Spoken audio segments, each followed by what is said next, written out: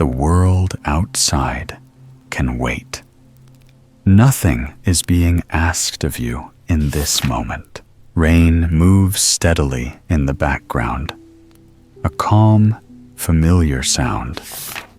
Along with it comes tonight's reading, The Secret Garden by Frances Hodgson Burnett. This space is called the Sleepy Story, a place for quiet listening, gentle storytelling, and nights that don't need to be hurried. If you'd like to return to this space, you're welcome to subscribe. Allow your breathing to slow. Let your body settle naturally into rest. When the story begins, you can listen, or simply let it carry you into sleep. Dr. Craven had been waiting some time at the house when they returned to it. He had indeed begun to wonder if it might not be wise to send someone out to explore the garden paths. When Colin was brought back to his room, the poor man looked him over seriously. "You should not have stayed so long," he said. "You must not overexert yourself." "I am not tired at all," said Colin. "It has made me well. Tomorrow, I am going out in the morning as well as in the afternoon." "I am not sure that I can allow it," answered Dr. Craven. "I am afraid it would not be wise. It would not be wise to try to stop me," said Colin quite seriously. "I am going." Even Mary had found out that one of Colin's chief peculiarities was that he did not know in the least what a rude little brute he was, with his way of ordering people about. He had lived on a sort of desert island all his life, and as he had been the king of it, he had made his own manners and had had no one to compare himself with. Mary had indeed been rather like him herself, and since she had been at Misselthwaite, had gradually discovered that her own manners had not been of the kind which is usual or popular. Having made this discovery, she naturally thought it of enough interest to communicate to Colin. So she sat and looked at him curiously for a few minutes after Dr. Craven had gone. She wanted to make him ask her why she was doing it. And of course, she did. "What are you looking at me for?" he said. "I'm thinking that I am rather sorry for Dr. Craven." "So am I," said Colin calmly, but not without an air of some satisfaction. "He won't get Misselthwaite at all. Now I'm not going to die. I'm sorry for him because of that, of course," said Mary. "But I was thinking just then that it must have been very horrid to have had to be polite for 10 years to a boy who was always rude. I would never have done it." "Am I rude?" Colin inquired undisturbedly. "If you had been his own boy, and he had been a slapping sort of man," said Mary, "he would have slapped you." "But he daren't," said Colin. "No, he daren't," answered Mistress Mary, thinking the thing out quite without prejudice. "Nobody ever dared to do anything you didn't like, because you were going to die, and things like that. You were such a poor thing." "But," announced Colin stubbornly, "I am not going to be a poor thing. I won't let people think I'm one. I stood on my feet this afternoon. It is always having your own way. that has made you so queer?" Mary went on, thinking aloud. Colin turned his head, frowning. "Am I queer?" he demanded. "Yes," answered Mary. "Very. But you needn't be cross," she added impartially, "because so am I queer. And so is Ben Weatherstaff. But I am not as queer as I was before I began to like people. And before I found the garden." "I don't want to be queer," said Colin. "I am not going to be." And he frowned again with determination. He was a very proud boy. He lay thinking for a while, and then Mary saw his beautiful smile begin and gradually change his whole face. "I shall stop being queer," he said, "if I go every day to the garden. There is magic in there. Good magic, you know, Mary. I am sure there is." "So am I," said Mary. "Even if it isn't real magic," Colin said, "we can pretend it is. Something is there." "Something? It's magic," said Mary, "but not black. It's as white as snow." They always called it magic, and indeed it seemed like it in the months that followed, the wonderful months, the radiant months, the amazing ones. Oh, the things which happened in that garden. If you have never had a garden, you cannot understand. And if you have had a garden, you will know that it would take a whole book to describe all that came to pass there. At first, it seemed that green things would never cease pushing their way through the earth, in the grass, in the beds, even in the crevices of the walls. Then the green things began to show buds, and the buds began to unfurl and show color, every shade of blue, every shade of purple, every tint and hue of crimson. In its happy days, flowers had been tucked away into every inch and hole and corner. Ben Weatherstaff had seen it done, and had himself scraped out mortar from between the bricks of the wall and made pockets of earth for lovely clinging things to grow on. Iris and white lilies rose out of the grass in sheaves, and the green alcoves filled themselves with amazing armies of the blue and white flower lances of tall delphiniums, or columbines, or campanulas. She was main fond of them. "She was," Ben Weatherstaff said. "She liked them things, as was allus pointin' up to the blue sky, she used to tell. Not as she was one of them as looked down on the earth. Not her. She just loved it. But she said as the blue sky allus looked so joyful, the seeds Dickon and Mary had planted grew as if fairies had tended them.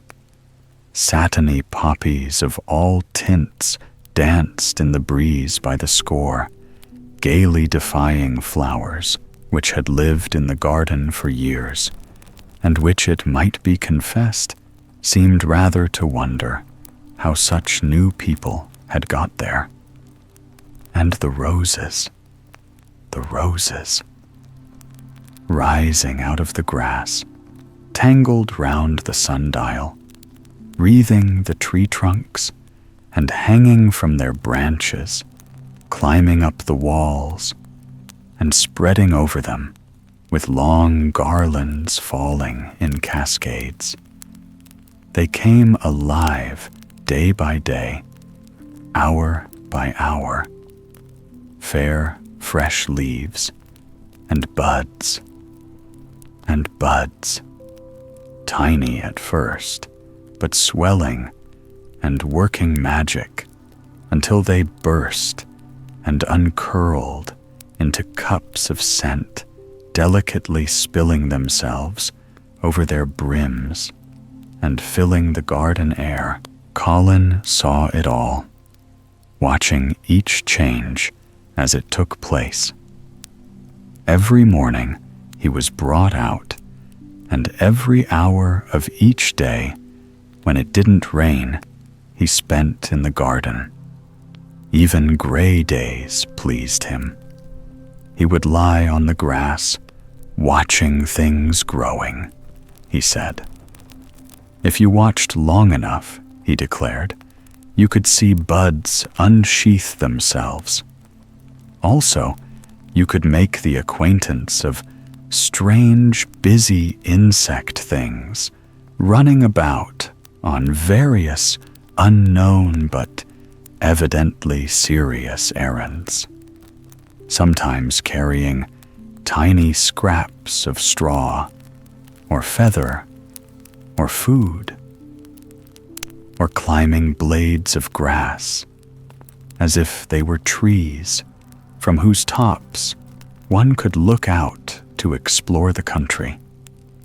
A mole throwing up its mound at the end of its burrow and making its way out at last with the long-nailed paws, which looked so like elfish hands, had absorbed him one whole morning. Ants' ways, beetles' ways, bees' ways, frogs' ways, birds' ways, plants' ways, gave him a new world to explore.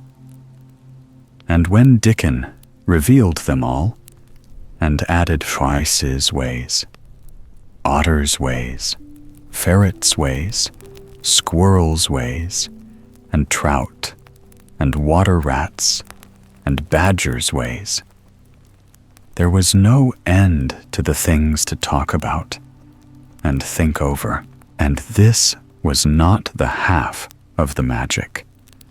The fact that he had really once stood on his feet had set Colin thinking tremendously, and when Mary told him of the spell she had worked, he was excited and approved of it greatly.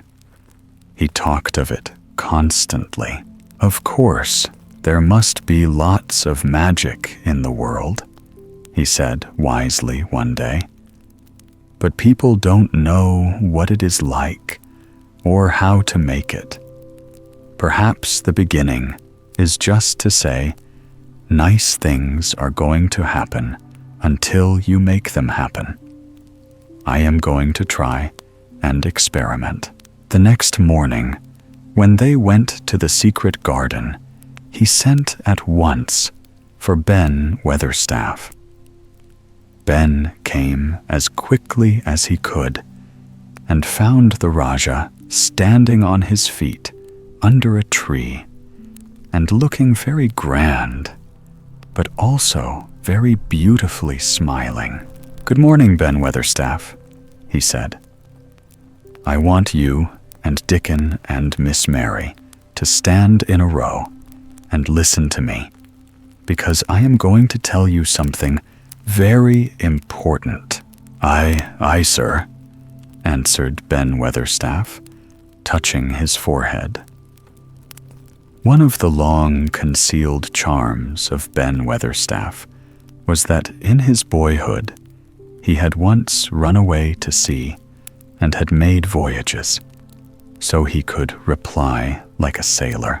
"I am going to try a scientific experiment," explained the Rajah. "When I grow up, I am going to make great scientific discoveries, and I am going to begin now with this experiment." Aye, sir," said Ben Weatherstaff promptly, though this was the first time he had heard of great scientific discoveries. It was the first time Mary had heard of them either.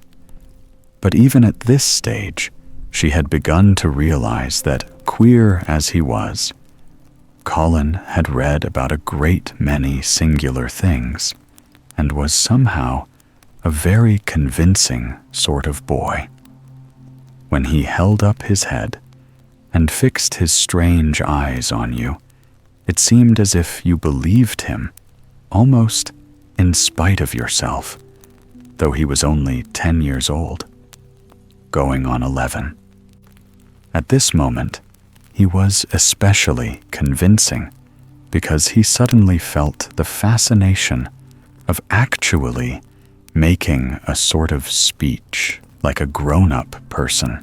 "The great scientific discoveries I am going to make," he went on, "will be about magic. Magic is a great thing, and scarcely anyone knows anything about it, except a few people in old books, and Mary a little, because she was born in India, where there are fakirs. I believe Dickon knows some magic, but perhaps he doesn't know he knows it. He charms animals and people.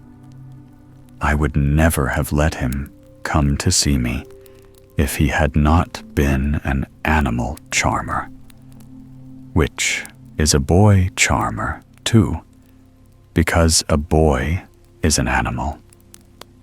I am sure there is magic in everything, only we have not sense enough to get hold of it and make it do things for us, like electricity and horses and steam."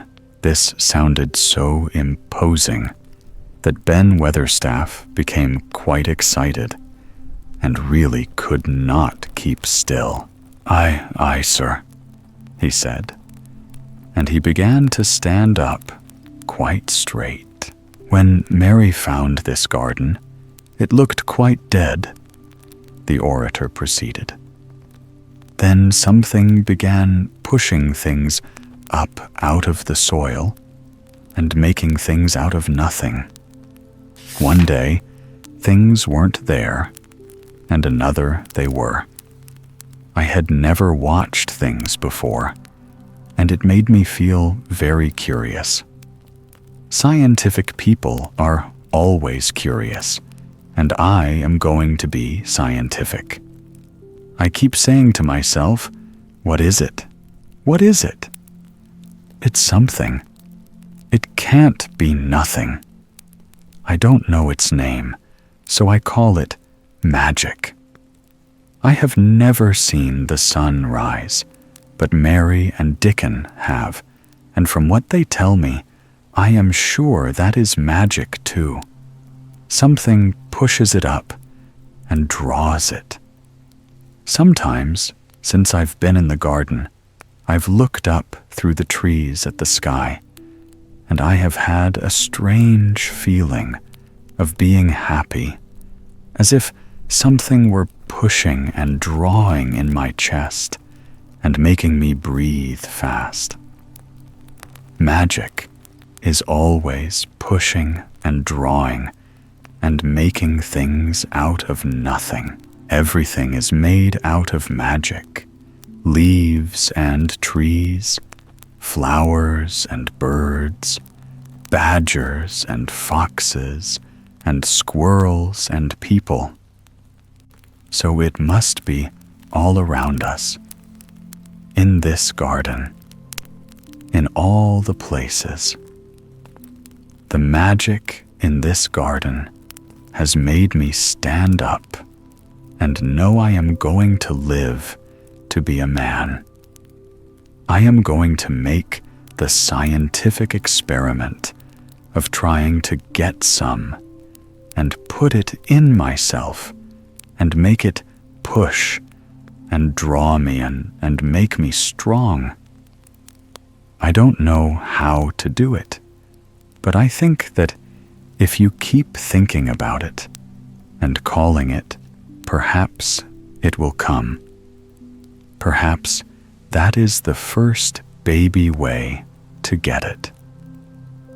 When I was going to try to stand that first time, Mary kept saying to herself as fast as she could, "You can do it! You can do it!" And I did. I had to try myself at the same time, of course, but her magic helped me, and so did Dickens. Every morning and evening, and as often in the daytime as I can remember, I am going to say, "Magic is in me. Magic is making me well. I am going to be as strong as Dickon. As strong as Dickon." And you must all do it too. That is my experiment. Will you help, Ben Weatherstaff? Aye, sir, said Ben Weatherstaff. Aye, if you keep doing it every day as regularly as soldiers go through drill, we shall see what will happen and find out if the experiment succeeds. You learn things by saying them over and over and thinking about them until they stay in your mind forever. And I think it will be the same with magic. If you keep calling it to come to you and help you, it will get to be part of you, and it will stay and do things. I once heard an officer in India tell my mother that there were fakirs who said words over and over thousands of times. Said Mary, "I've heard Jem Fettleworth's wife say the same thing over thousands of times, callin' Jem a drunken brute," said Ben Weatherstaff dryly. "Summat allus come o' that, sure enough." He gave her a good hidin' and went to the Blue Lion and got as drunk as a lord. Colin drew his brows together and thought a few minutes. Then he cheered up. "Well," he said, "you see, something did come of it. She used the wrong magic until she made him beat her. If she'd used the right magic and had said something nice, perhaps he wouldn't have got as drunk as a lord. And perhaps he might have bought her a new bonnet." Ben Weatherstaff chuckled, and there was shrewd admiration in his little old eyes.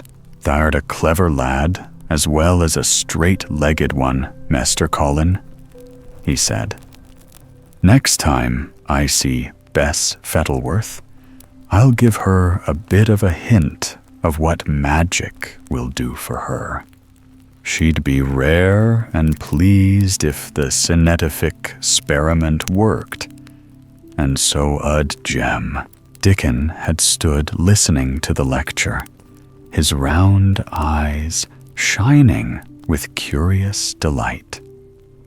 Nut and Shell were on his shoulders, and he held a long-eared white rabbit in his arm and stroked it softly, while it laid its ears along its back and enjoyed itself.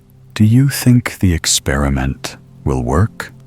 Colin asked him, wondering what he was thinking. He so often wondered what Dickon was thinking when he saw him looking at him, or at one of his creatures, with his happy, wide smile. He smiled now, and his smile was wider than usual.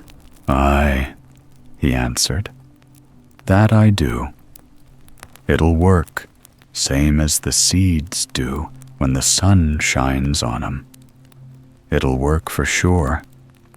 Shall us begin it now?" Colin was delighted, and so was Mary. Fired by recollections of fakirs and devotees in illustrations, Colin suggested that they should all sit cross-legged under the tree, which made a canopy. "It will be like sitting in a sort of temple," said Colin. "I'm rather tired, and I want to sit down." Said Dickon. "Thou mustn't begin by saying thou'rt tired. Thou might spoil the magic." Colin turned and looked at him, into his innocent, round eyes.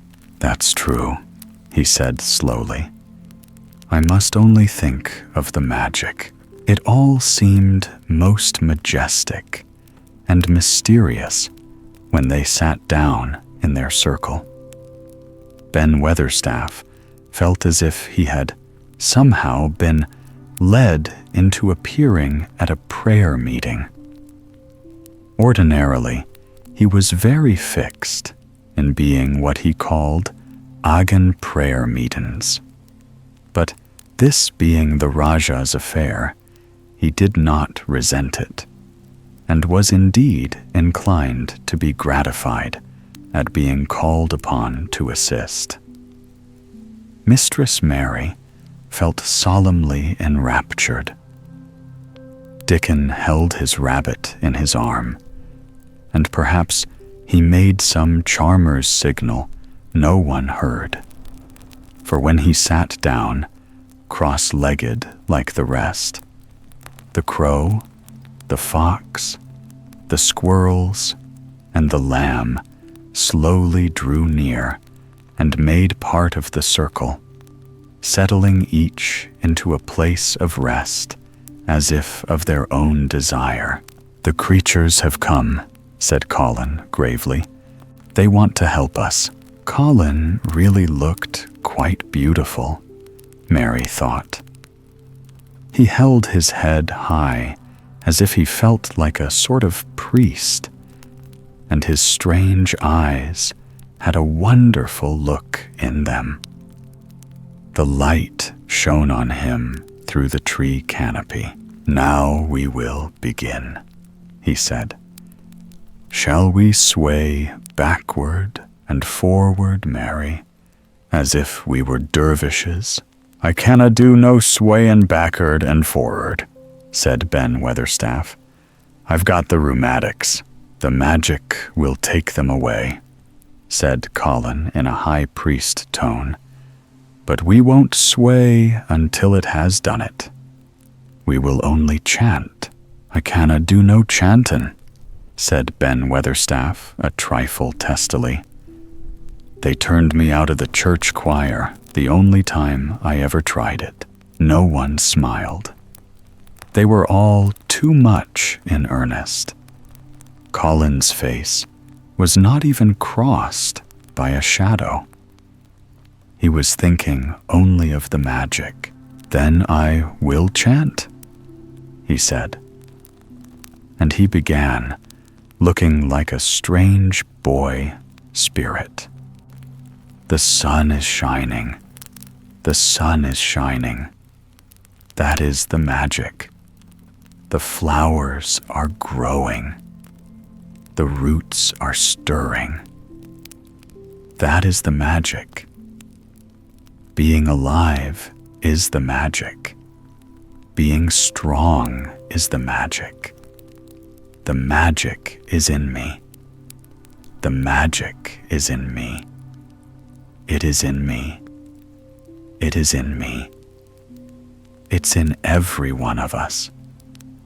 It's in Ben Weatherstaff's back. Magic. Magic. Come and help." He said it a great many times. Not 1,000 times, but quite a goodly number. Mary listened entranced. She felt as if it were at once queer and beautiful, and she wanted him to go on and on. Ben Weatherstaff began to feel soothed into a sort of dream, which was quite agreeable. The humming of the bees in the blossoms mingled with the chanting voice and drowsily melted into a doze. Dickon sat cross-legged with his rabbit asleep on his arm and a hand resting on the lamb's back. Soot had pushed away a squirrel and huddled close to him on his shoulder. The gray film dropped over his eyes. At last, Colin stopped. "Now I am going to walk round the garden," he announced. Ben Weatherstaff's head had just dropped forward, and he lifted it with a jerk. "You have been asleep," said Colin. "Now to the sort," mumbled Ben. "The sermon was good enow, but I'm bound to get out afore the collection." He was not quite awake yet. "You're not in church," said Colin. "Not me," said Ben, straightening himself. "Who said I were? I heard every bit of it. You said the magic was in my back. The doctor calls it rheumatics." The Rajah waved his hand. "That was the wrong magic," he said. "You will get better. You have my permission to go to your work. But come back tomorrow." "I'd like to see thee walk round the garden," grunted Ben. It was not an unfriendly grunt, but it was a grunt. In fact, being a stubborn old party and not having entire faith in magic, he had made up his mind that if he were sent away, he would climb his ladder and look over the wall so that he might be ready to hobble back if there were any stumbling.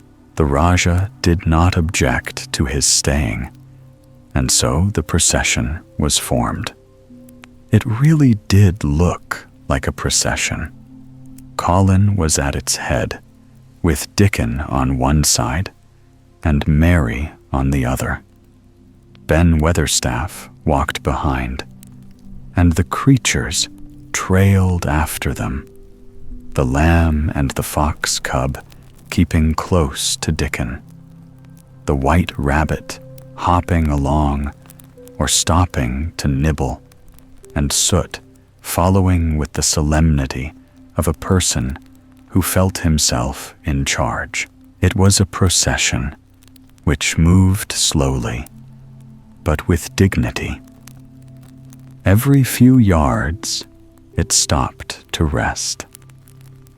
Colin leaned on Dickon's arm, and privately Ben Weatherstaff kept a sharp lookout. But now and then, Colin took his hand from its support and walked a few steps alone. His head was held up all the time, and he looked very grand. "The magic is in me," he kept saying. "The magic is making me strong. I can feel it. I can feel it." It seemed very certain that something was upholding and uplifting him. He sat on the seats in the alcoves, and once or twice he sat down on the grass, and several times he paused in the path and leaned on Dickon. But he would not give up until he had gone all round the garden. When he returned to the canopy tree, his cheeks were flushed, and he looked triumphant. "I did it! The magic worked!" he cried. "That is my first scientific discovery." "What will Dr. Craven say?" broke out Mary. "He won't say anything," Colin answered, "because he will not be told. This is to be the biggest secret of all. No one is to know anything about it until I have grown so strong that I can walk and run like any other boy. I shall come here every day in my chair, and I shall be taken back in it. I won't have people whispering and asking questions, and I won't let my father hear about it until the experiment has quite succeeded. Then sometime when he comes back to Misselthwaite, I shall just walk into his study and say, "Here I am. I am like any other boy. I am quite well, and I shall live to be a man.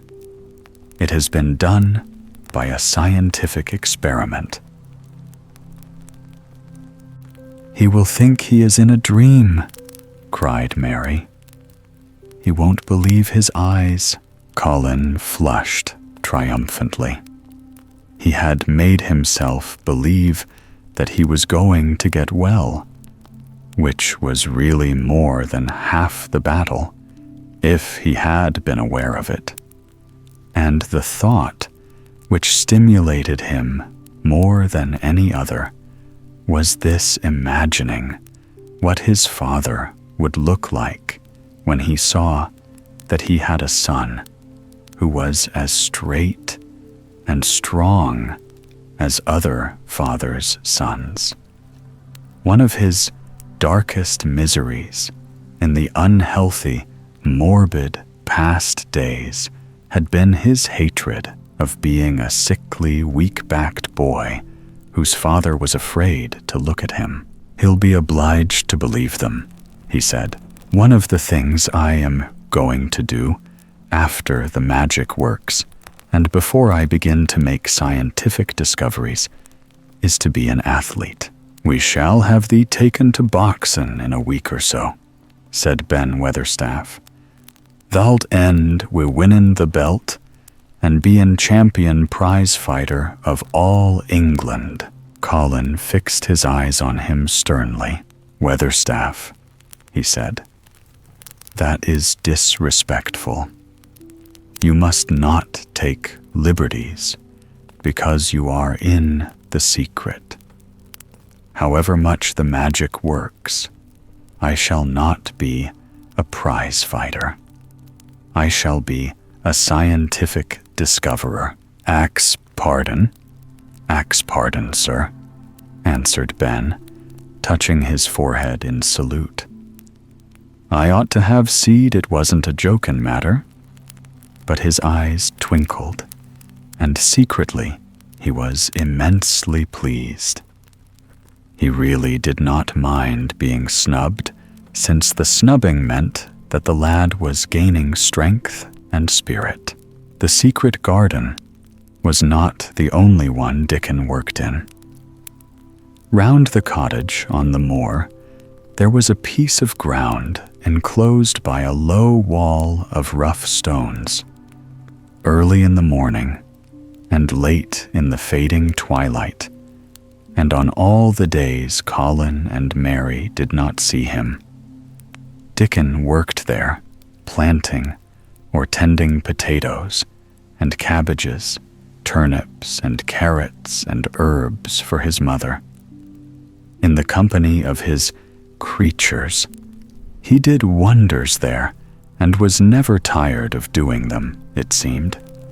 While he dug or weeded, he whistled or sang bits of Yorkshire moor songs, or talked to Soot, or Captain, or the brothers and sisters he had taught to help him. "We'd never get on as comfortable as we do," Mrs. Sowerby said, "if it wasn't for Dickon's garden. Anything'll grow for him. His taters and cabbages is twice the size of anyone else's, and they've got a flavor with 'em as nobody's has."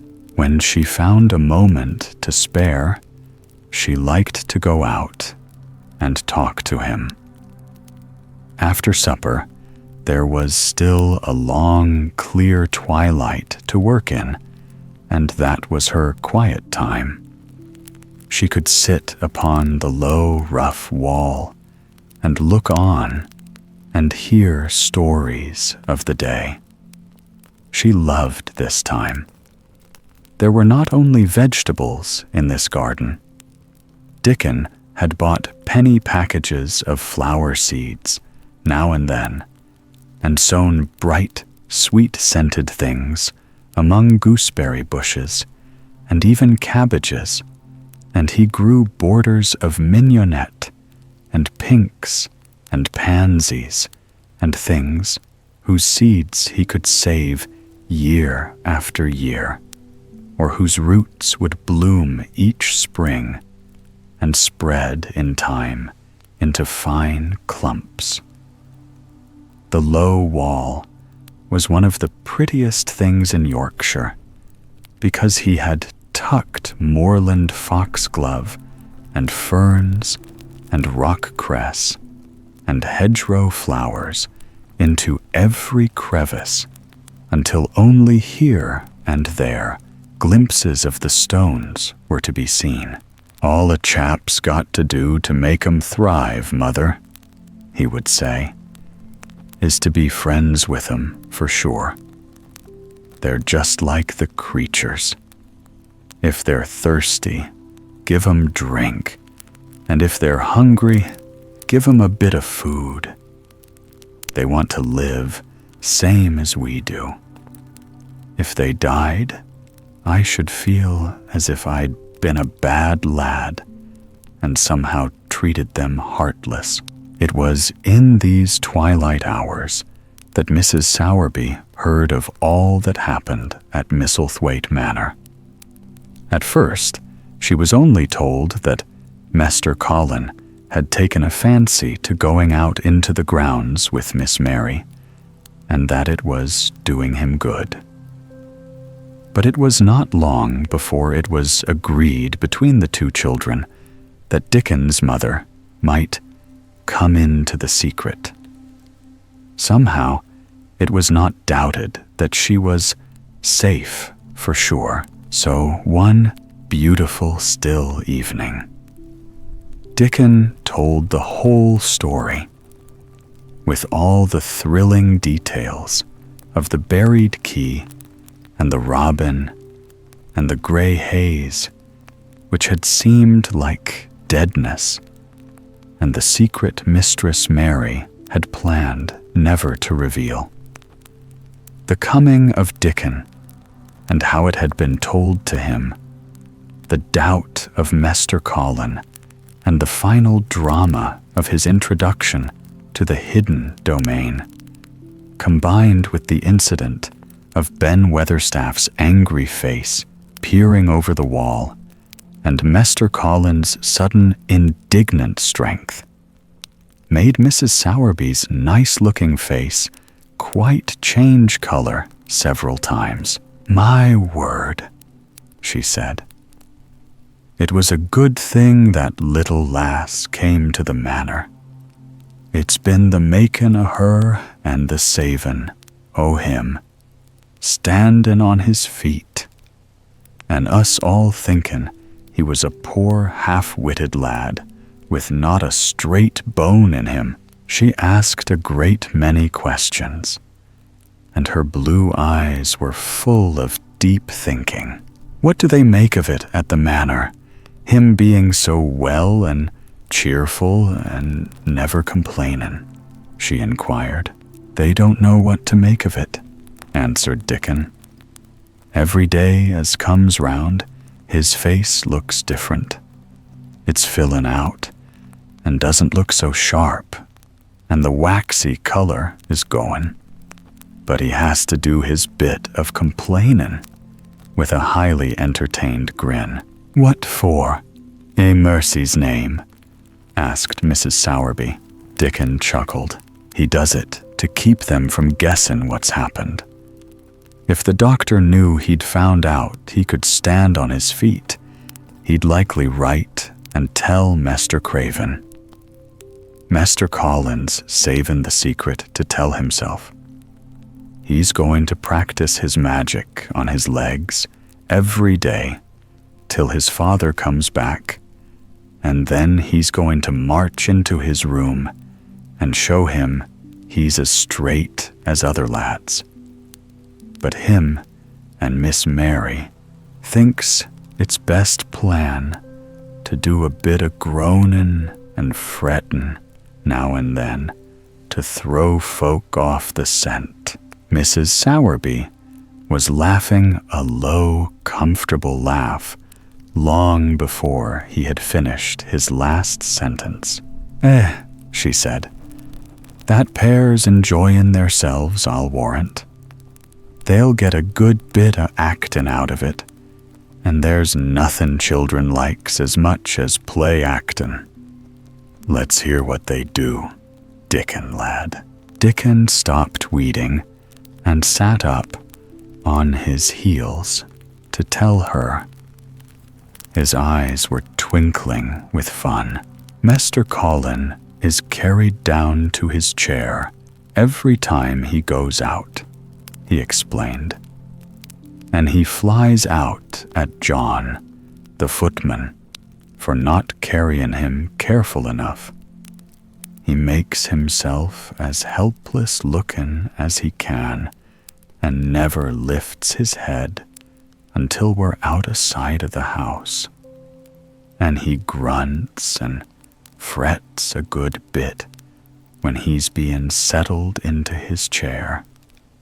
Him and Miss Mary's both got to enjoying it, and when he groans and complains, she'll say, "Poor Colin, does it hurt you so much? Are you so weak as that, poor Colin?" But the trouble is that sometimes they can scarce keep from bursting out laughing. When we get safe into the garden, they laugh till they've no breath left to laugh with, and they have to stuff their faces into Mester Colin's cushions to keep the gardeners from hearing, if any of him's about. The more they laugh, the better for 'em, said Mrs. Sowerby, still laughing herself. Good healthy child, laughin's better than pills any day o' the year. That pair'll plump up for sure. They are plumping up, said Dickon. They're that hungry, they don't know how to get enough to eat without making talk. Master Colin says if he keeps sending for more food, they won't believe he's an invalid at all. Miss Mary says she'll let him eat her share, but he says that if she goes hungry, she'll get thin, and they mun both get fat at once. Mrs. Sowerby laughed so heartily at the revelation of this difficulty that she quite rocked backward and forward in her blue cloak. And Dickon laughed with her. I'll tell thee what, lad, Mrs. Sowerby said, when she could speak. I've thought of a way to help 'em. When thou goes to 'em in the mornin's, thou shalt take a pail of good new milk, and I'll bake 'em a crusty cottage loaf, or some buns with currants in 'em, same as you children like. Nothing so good as fresh milk and bread.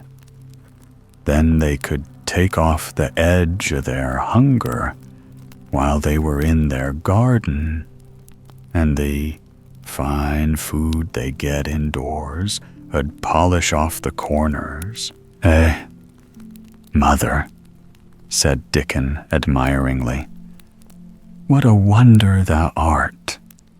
Thou always sees a way out of things. They was quite in a pother yesterday. They didn't see how they was to manage without ordering up more food. They felt that empty inside. They're two young'uns growin' fast, and health's comin' back to both of 'em.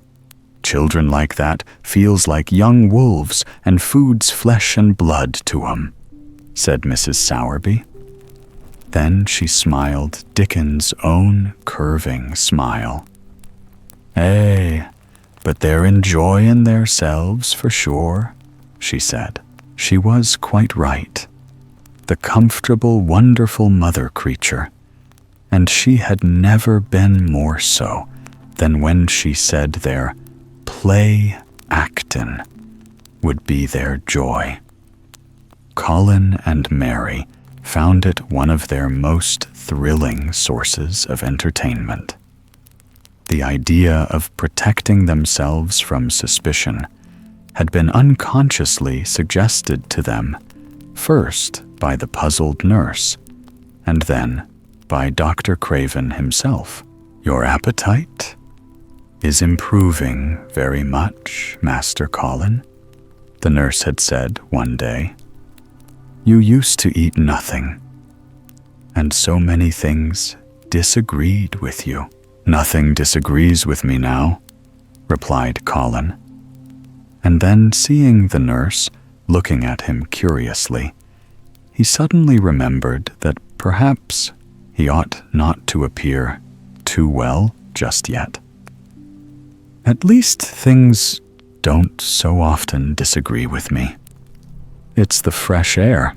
"Perhaps it is," said the nurse, still looking at him with a mystified expression.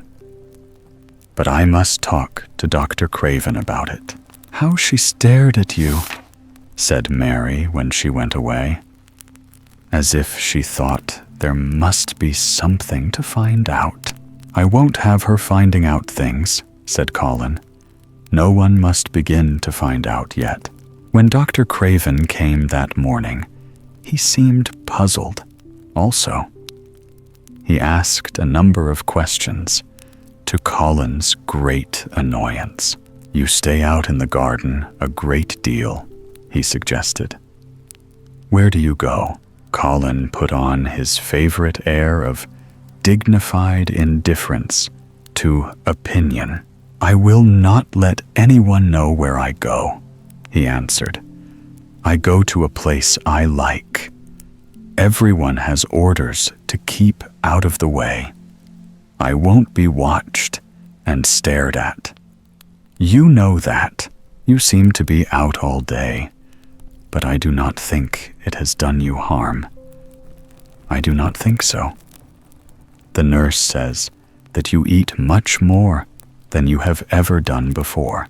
"Perhaps," said Colin, prompted by a sudden inspiration, "perhaps it is an unnatural appetite." "I do not think so, as your food seems to agree with you," said Dr. Craven. "You are gaining flesh rapidly, and your color is better. Perhaps I am bloated and feverish," said Colin, assuming a discouraging air of gloom. "People who are not going to live are often different." Dr. Craven shook his head. He was holding Colin's wrist, and he pushed up his sleeve and felt his arm. "You are not feverish," he said thoughtfully, "and such flesh as you have gained is healthy. If you can keep this up, my boy, we need not talk of dying. Your father will be happy to hear of this remarkable improvement." "I won't have him told," Colin broke forth fiercely. "It will only disappoint him if I get worse again. And I may get worse this very night. I might have a raging fever. I feel as if I might be beginning to have one now. I won't have letters written to my father. I won't. You are making me angry, and you know that is bad for me. I feel hot already. I hate being written about. and being talked over, as much as I hate being stared at. Hush, my boy, Dr. Craven soothed him. Nothing shall be written without your permission. You are too sensitive about things. You must not undo the good which has been done. He said no more about writing to Mr. Craven, and when he saw the nurse, he privately warned her that such a possibility must not be mentioned to the patient. The boy is extraordinarily better, he said. His advance seems almost abnormal. But of course, he is doing now of his own free will what we could not make him do before. Still, he excites himself very easily, and nothing must be said to irritate him. Mary and Colin were much alarmed and talked together anxiously. From this time dated their plan of play-actin. I may be obliged to have a tantrum, said Colin regretfully. I don't want to have one, and I'm not miserable enough now to work myself into a big one. Perhaps I couldn't have one at all. That lump doesn't come in my throat now, and I keep thinking of nice things instead of horrible ones. But if they talk about writing to my father, I shall have to do something. He made up his mind to eat less.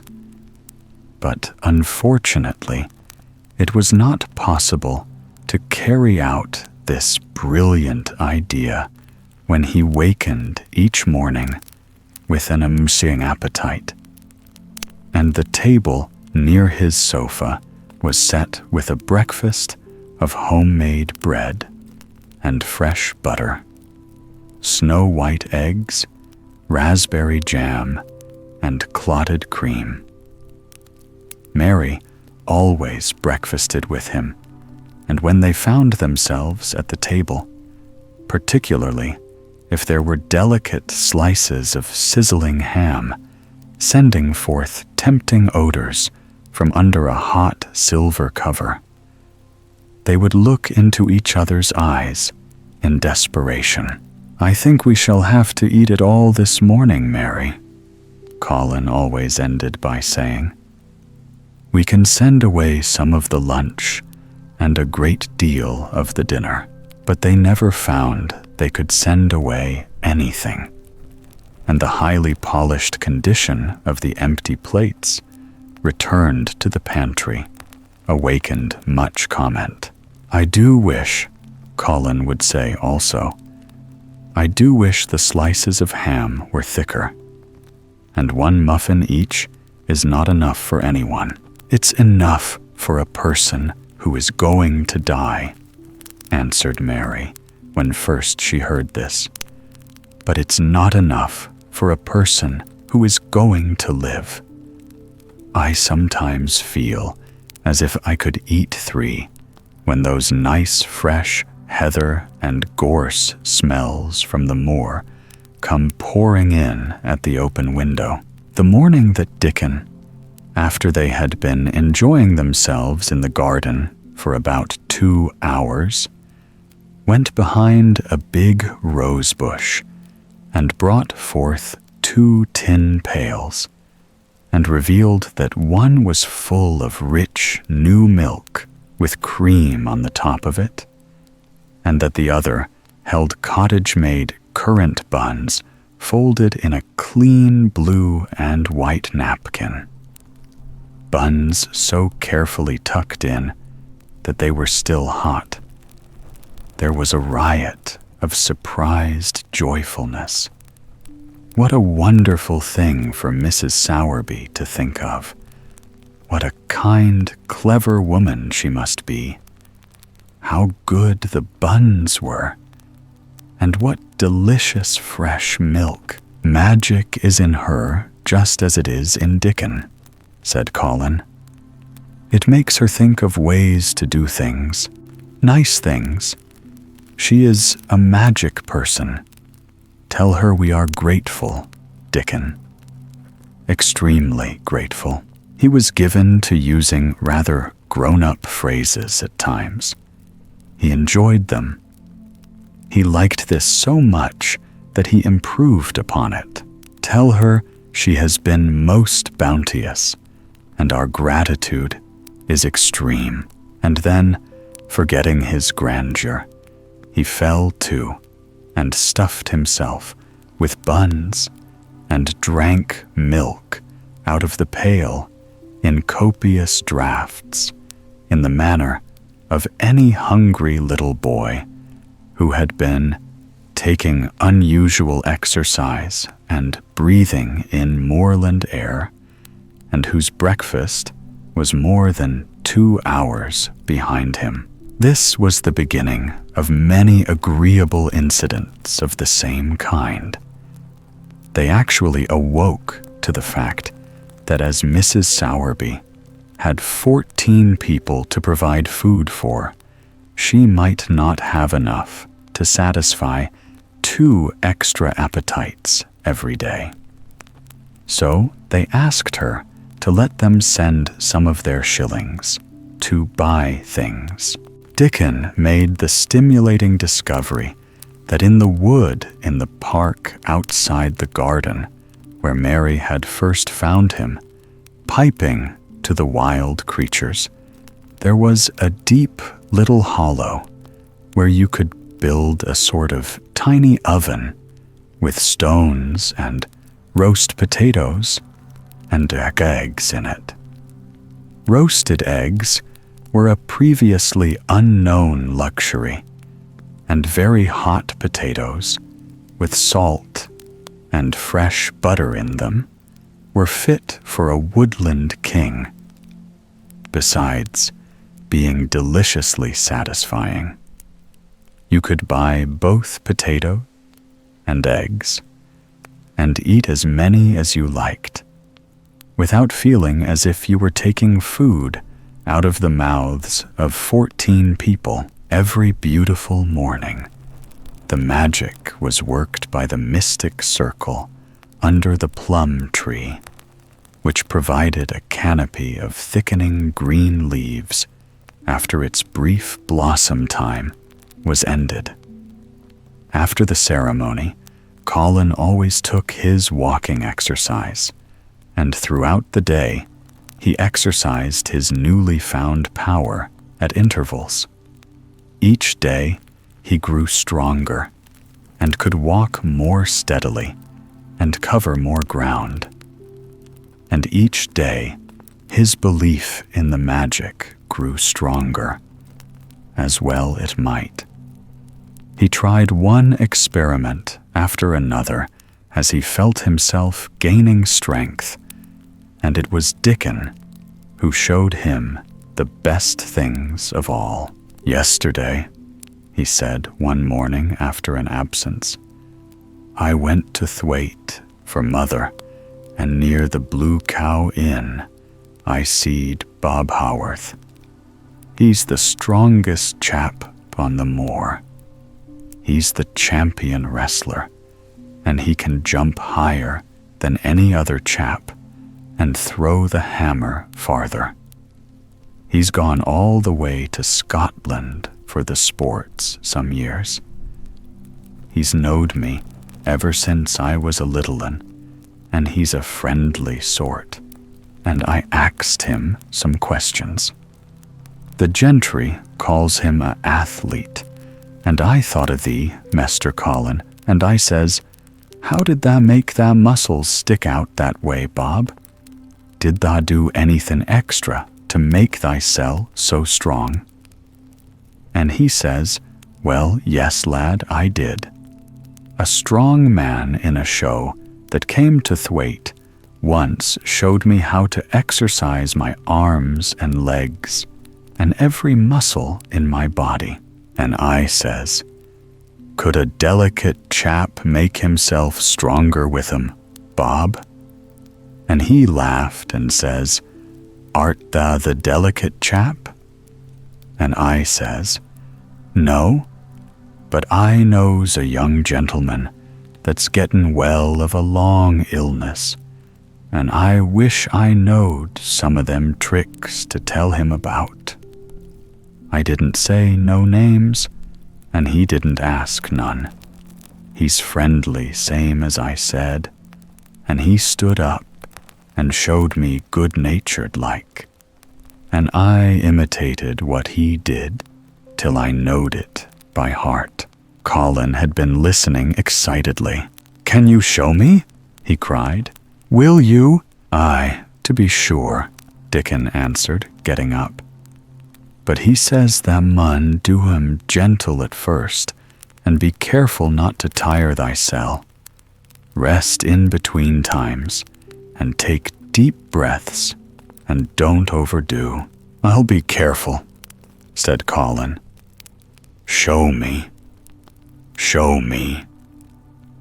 "Dickon, you are the most magic boy in the world."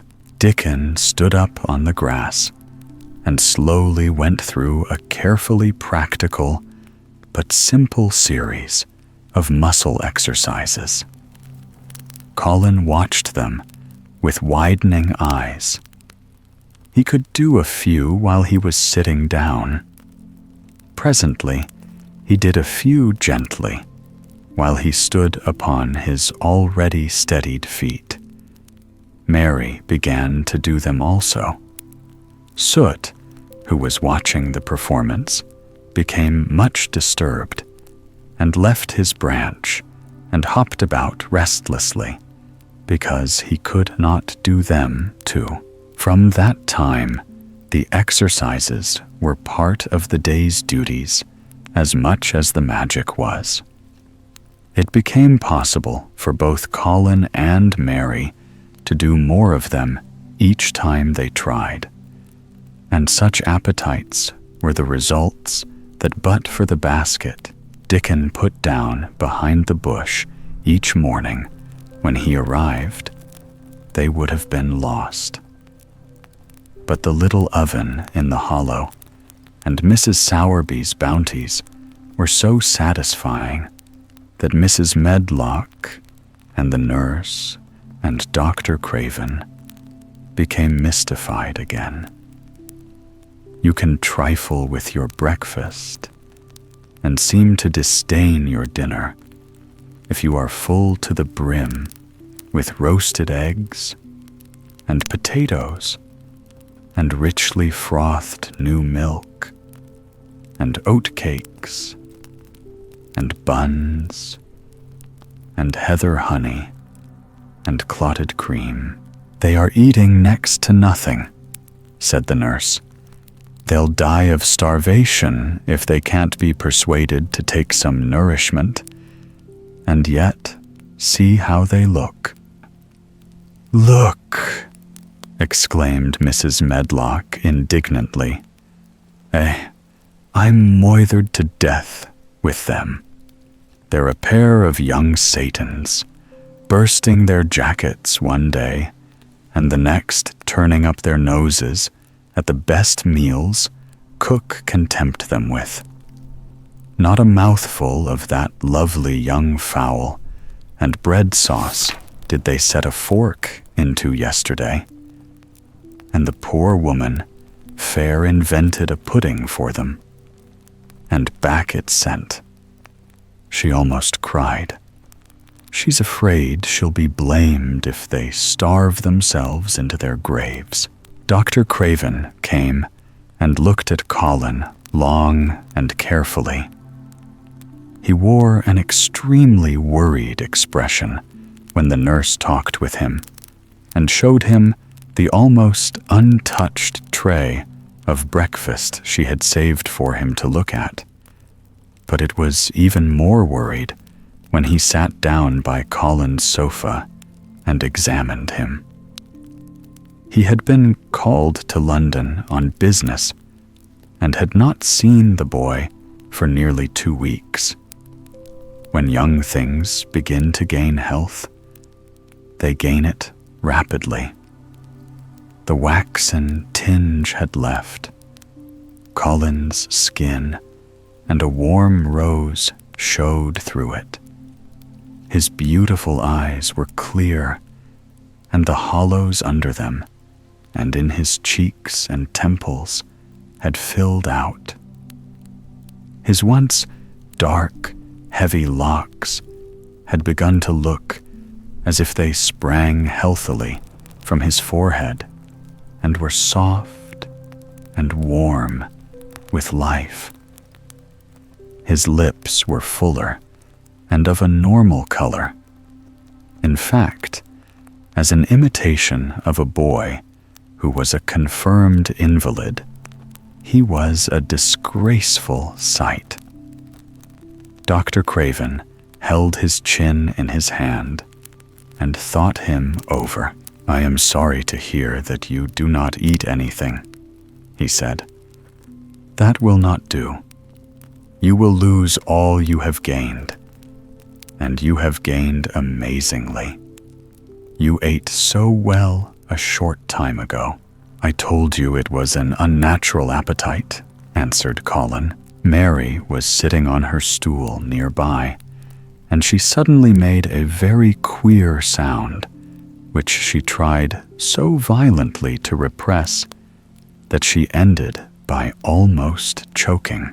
"What is the matter?"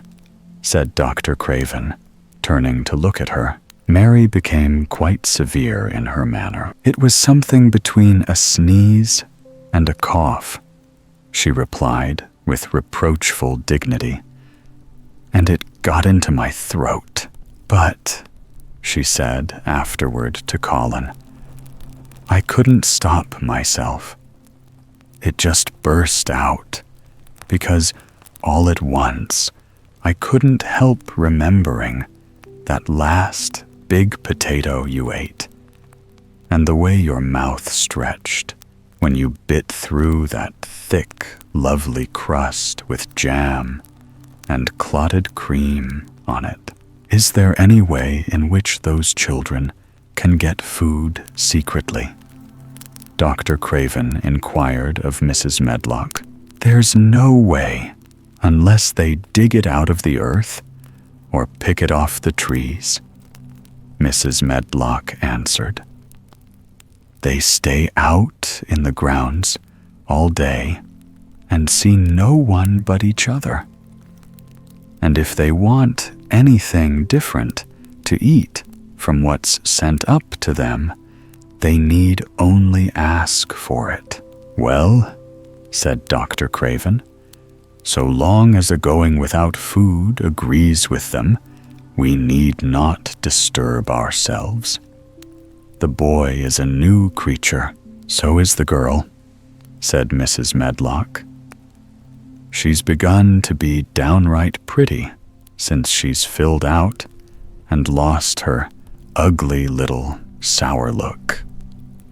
Her hair's grown thick and healthy looking, and she's got a bright color. The glummest, ill-natured little thing she used to be. And now her and Master Colin laugh together like a pair of crazy young ones. Perhaps they're growing fat on that." "Perhaps they are," said Dr. Craven. "Let them laugh." And the secret garden bloomed and bloomed, and every morning revealed new miracles. In the robin's nest there were eggs, and the robin's mate sat upon them, keeping them warm with her feathery little breast and careful wings. At first, she was very nervous, and the robin himself was indignantly watchful. Even Dickon did not go near the close-grown corner in those days, but waited until by the quiet working of some mysterious spell he seemed to have conveyed to the soul of the little pair that in the garden there was nothing which was not quite like themselves, nothing which did not understand the wonderfulness of what was happening to them, the immense, tender, terrible, heartbreaking beauty and solemnity of eggs. If there had been one person in that garden who had not known through all his or her innermost being that if an egg were taken away or hurt, the whole world would whirl round and crash through space and come to an end. If there had been even one who did not feel it and act accordingly, there could have been no happiness, even in that golden springtime air. But they all knew it and felt it, and the robin and his mate knew they knew it. At first, the robin watched Mary and Colin with sharp anxiety. For some mysterious reason, he knew he need not watch Dickon. The first moment he set his dew-bright black eye on Dickon, he knew he was not a stranger, but a sort of robin without beak or feathers. He could speak robin, which is a quite distinct language, not to be mistaken for any other. To speak robin to a robin is like speaking French to a Frenchman. Dickon always spoke it to the robin himself, so the queer gibberish he used when he spoke to humans did not matter in the least. The robin thought he spoke this gibberish to them because they were not intelligent enough to understand feathered speech. His movements also were robin. They never startled one by being sudden enough to seem dangerous or threatening. Any robin could understand Dickon, so his presence was not even disturbing.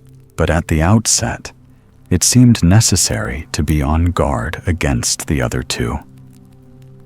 In the first place, the boy creature did not come into the garden on his legs. He was pushed in on a thing with wheels, and the skins of wild animals were thrown over him. That in itself was doubtful. Then, when he began to stand up and move about, he did it in a queer, unaccustomed way, and the others seemed to have to help him. The robin used to secrete himself in a bush and watch this anxiously, his head tilted first on one side and then on the other. He thought that the slow movements might mean that he was preparing to pounce, as cats do. When cats are preparing to pounce, they creep over the ground very slowly. The robin talked this over with his mate a great deal for a few days, but after that, he decided not to speak of the subject because her terror was so great that he was afraid it might be injurious to the eggs. When the boy began to walk by himself and even to move more quickly, it was an immense relief. But for a long time, or it seemed a long time to the robin, he was a source of some anxiety. He did not act as the other humans did. He seemed very fond of walking, but he had a way of sitting or lying down for a while, and then getting up in a disconcerting manner to begin again. One day, the robin remembered that when he himself had been made to learn to fly by his parents, he had done much the same sort of thing. He had taken short flights of a few yards and then had been obliged to rest. So it occurred to him that this boy was learning to fly, or rather, to walk. He mentioned this to his mate, and when he told her that the eggs would probably conduct themselves in the same way after they were fledged, she was quite comforted, and even became eagerly interested and derived great pleasure from watching the boy over the edge of her nest, though she always thought that the eggs would be much cleverer and learn more quickly. But then she said indulgently that humans were always more clumsy and slow than eggs, and most of them never seemed really to learn to fly at all. You never met them in the air or on treetops. After a while, the boy began to move about as the others did, but all three of the children at times did unusual things. They would stand under the trees and move their arms and legs and heads about in a way which was neither walking, nor running, nor sitting down. They went through these movements at intervals every day, and the robin was never able to explain to his mate what they were doing or trying to do. He could only say that he was sure that the eggs would never flap about in such a manner. But as the boy who could speak robin so fluently was doing the thing with them, birds could be quite sure that the actions were not of a dangerous nature. Of course, neither the robin nor his mate had ever heard of the champion wrestler, Bob Howarth, and his exercises for making the muscles stand out like lumps. Robins are not like human beings. Their muscles are always exercised from the first, and so they develop themselves in a natural manner. If you have to fly about to find every meal you eat, your muscles do not become atrophied. Atrophied means wasted away through want of use.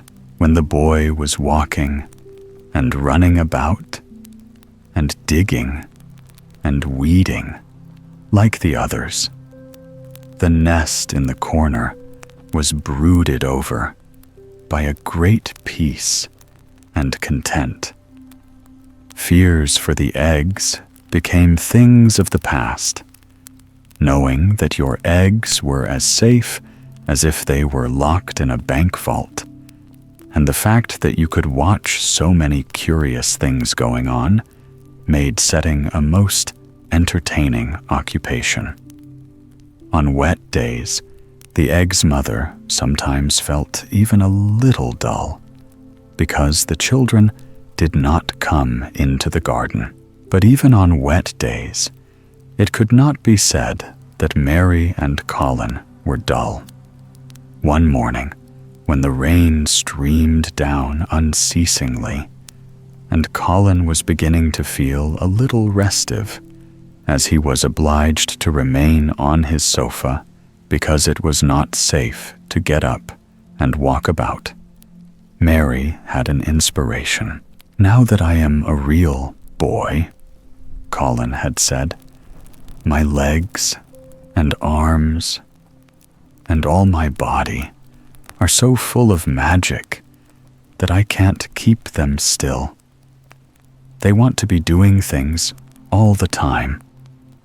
Do you know that when I waken in the morning, Mary, when it's quite early, and the birds are just shouting outside, and everything seems just shouting for joy, even the trees and things we can't really hear, I feel as if I must jump out of bed and shout myself. If I did it, just think what would happen." Mary giggled inordinately.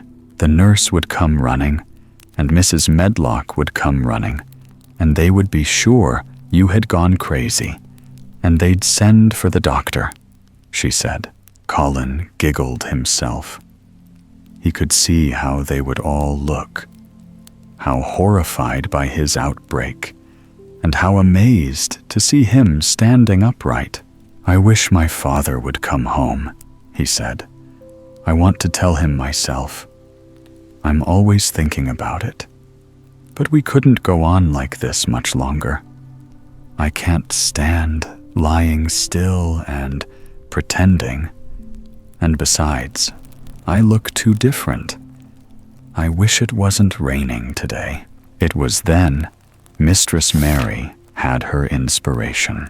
"Colin," she began mysteriously, "do you know how many rooms there are in this house?" "About 1,000, I suppose," he answered. "There's about 100 no one ever goes into," said Mary. "And one rainy day, I went and looked into ever so many of them. No one ever knew, though Mrs. Medlock nearly found me out. I lost my way when I was coming back, and I stopped at the end of your corridor.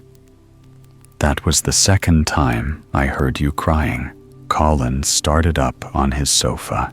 100 rooms no one goes into," he said. "It sounds almost like a secret garden. Suppose we go and look at them. Wheel me in my chair, and nobody would know we went." "That's what I was thinking," said Mary. "No one would dare to follow us. There are galleries where you could run. We could do our exercises. There is a little Indian room where there is a cabinet full of ivory elephants. There are all sorts of rooms." "Ring the bell," said Colin.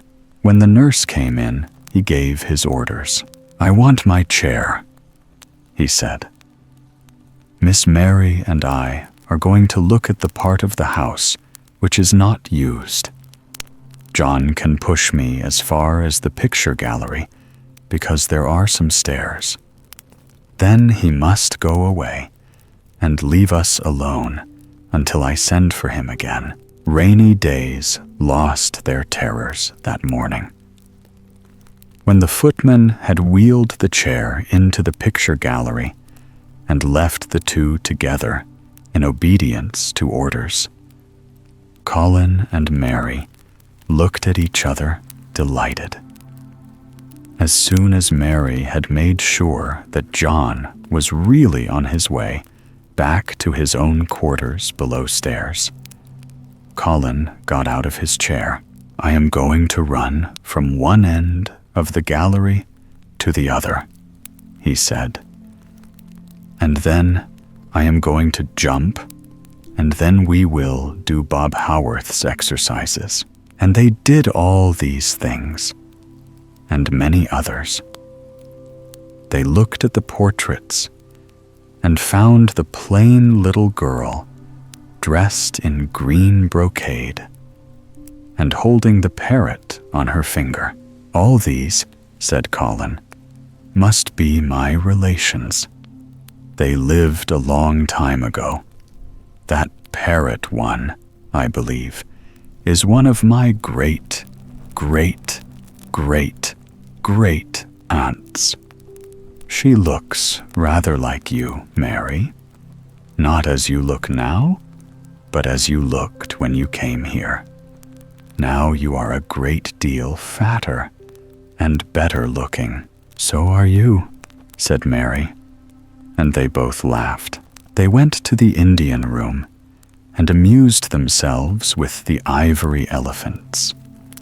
They found the rose-colored brocade boudoir and the hole in the cushion the mouse had left, but the mice had grown up and run away, and the hole was empty. They saw more rooms and made more discoveries than Mary had made on her first pilgrimage. They found new corridors and corners and flights of steps and new old pictures they liked. and weird old things they did not know the use of. It was a curiously entertaining morning, and the feeling of wandering about in the same house with other people, but at the same time feeling as if one were miles away from them, was a fascinating thing. "I'm glad we came," Colin said. "I never knew I lived in such a big, queer old place. I like it. We will ramble about every rainy day.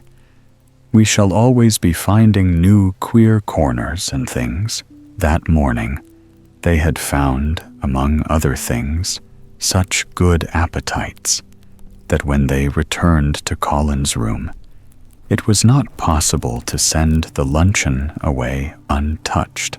When the nurse carried the tray downstairs, she slapped it down on the kitchen dresser so that Mrs. Loomis, the cook, could see the highly polished dishes and plates.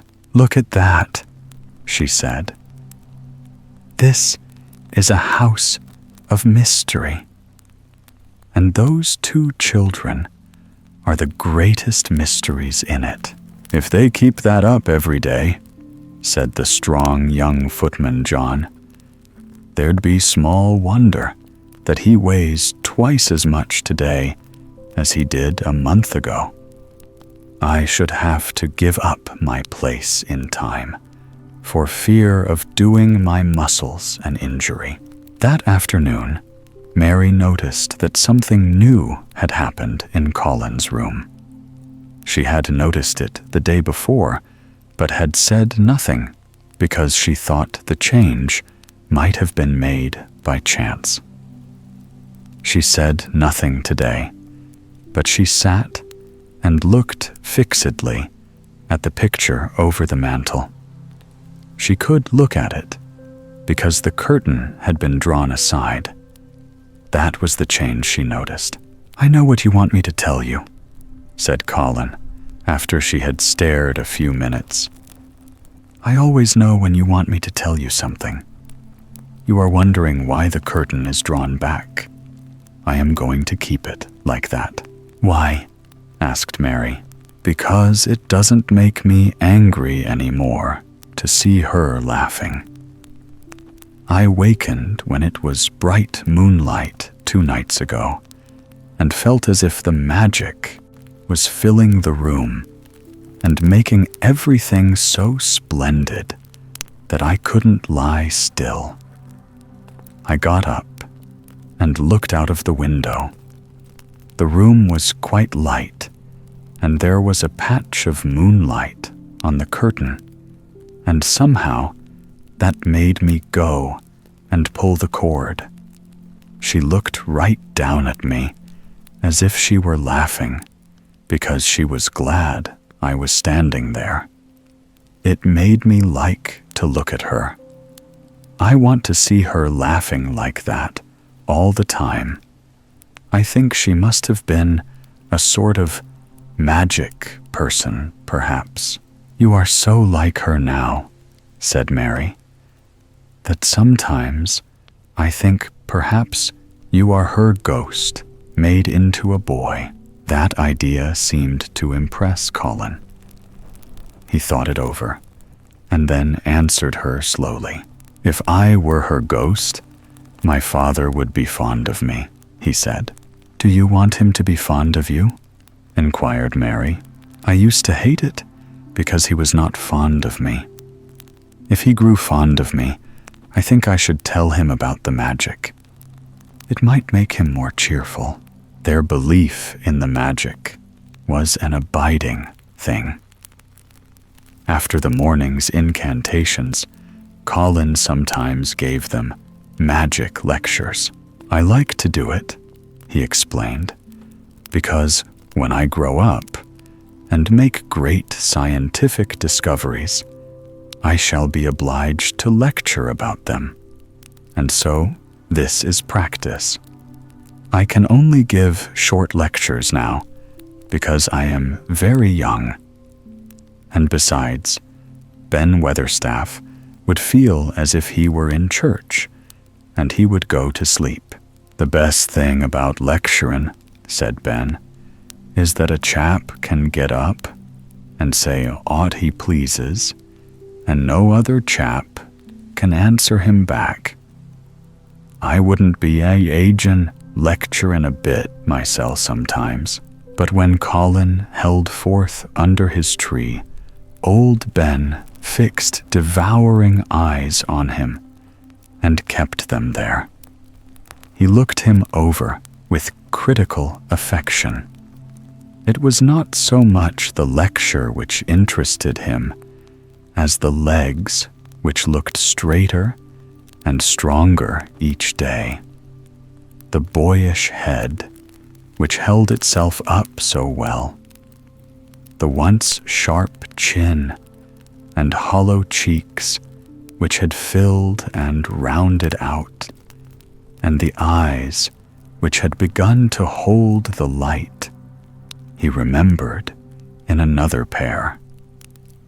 Sometimes, when Colin felt Ben's earnest gaze meant that he was much impressed, he wondered what he was reflecting on, and once, when he had seemed quite entranced, he questioned him. "What are you thinking about, Ben Weatherstaff?" he asked. "I was thinking," answered Ben, "as I'd warrant tha's gone up 3 or 4 pound this week. I was looking at tha calves and tha shoulders. I'd like to get thee on a pair of scales. It's the magic, and Mrs. Sowerby's buns and milk and things," said Colin. "You see, the scientific experiment has succeeded." That morning, Dickon was too late to hear the lecture. When he came, he was ruddy with running, and his funny face looked more twinkling than usual. As they had a good deal of weeding to do after the rains, they fell to work. They always had plenty to do after a warm, deep, sinking rain. The moisture, which was good for the flowers, was also good for the weeds, which thrust up tiny blades of grass and points of leaves, which must be pulled up before their roots took too firm hold. Colin was as good at weeding as anyone in these days, and he could lecture while he was doing it. "The magic works best when you work yourself," he said this morning. "You can feel it in your bones and muscles. I am going to read books about bones and muscles, but I am going to write a book about magic. I am making it up now.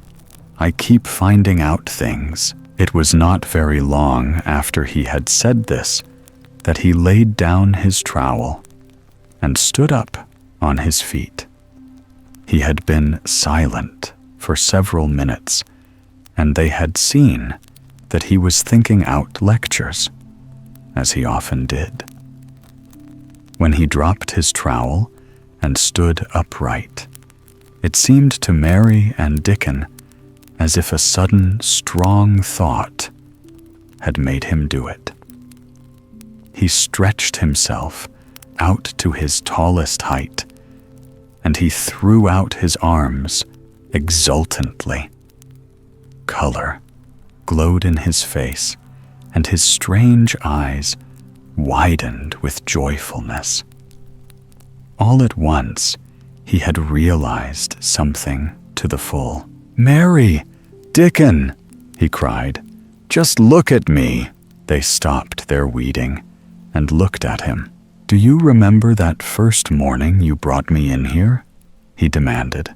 Dickon was looking at him very hard. Being an animal charmer, he could see more things than most people could, and many of them were things he never talked about. He saw some of them now in this boy. "Aye, that we do," he answered. Mary looked hard too. but she said nothing. "Just this minute," said Colin. "All at once I remembered it myself, when I looked at my hand digging with the trowel, and I had to stand up on my feet to see if it was real. And it is real. I'm well. I'm well." "Aye, that the art," said Dickon. "I'm well. I'm well," said Colin again, and his face went quite red all over. He had known it before, in a way. He had hoped it, and felt it, and thought about it. But just at that minute, something had rushed all through him. A sort of rapturous belief and realization. And it had been so strong that he could not help calling out, "I shall live forever and ever and ever," he cried grandly. "I shall find out thousands and thousands of things. I shall find out about people and creatures and everything that grows, like Dickon. And I shall never stop making magic. I'm well. I'm well. I feel as if I want to shout out something thankful, joyful." Ben Weatherstaff, who had been working near a rose bush, glanced round at him. "Thou might sing the doxology," he suggested in his driest grunt. He had no opinion of the doxology, and he did not make the suggestion with any particular reverence. But Colin was of an exploring mind, and he knew nothing about the doxology. "What is that?" he inquired. "Dickon can sing it for thee, I'll warrant," replied Ben Weatherstaff. Dickon answered, with his all-perceiving animal charmer's smile. "They sing it if church," he said. "Mother says she believes the skylarks sings it when they gets up i' the mornin'. If she says that, it must be a nice song," Colin answered. "I've never been in a church myself. I was always too ill. Sing it, Dickon.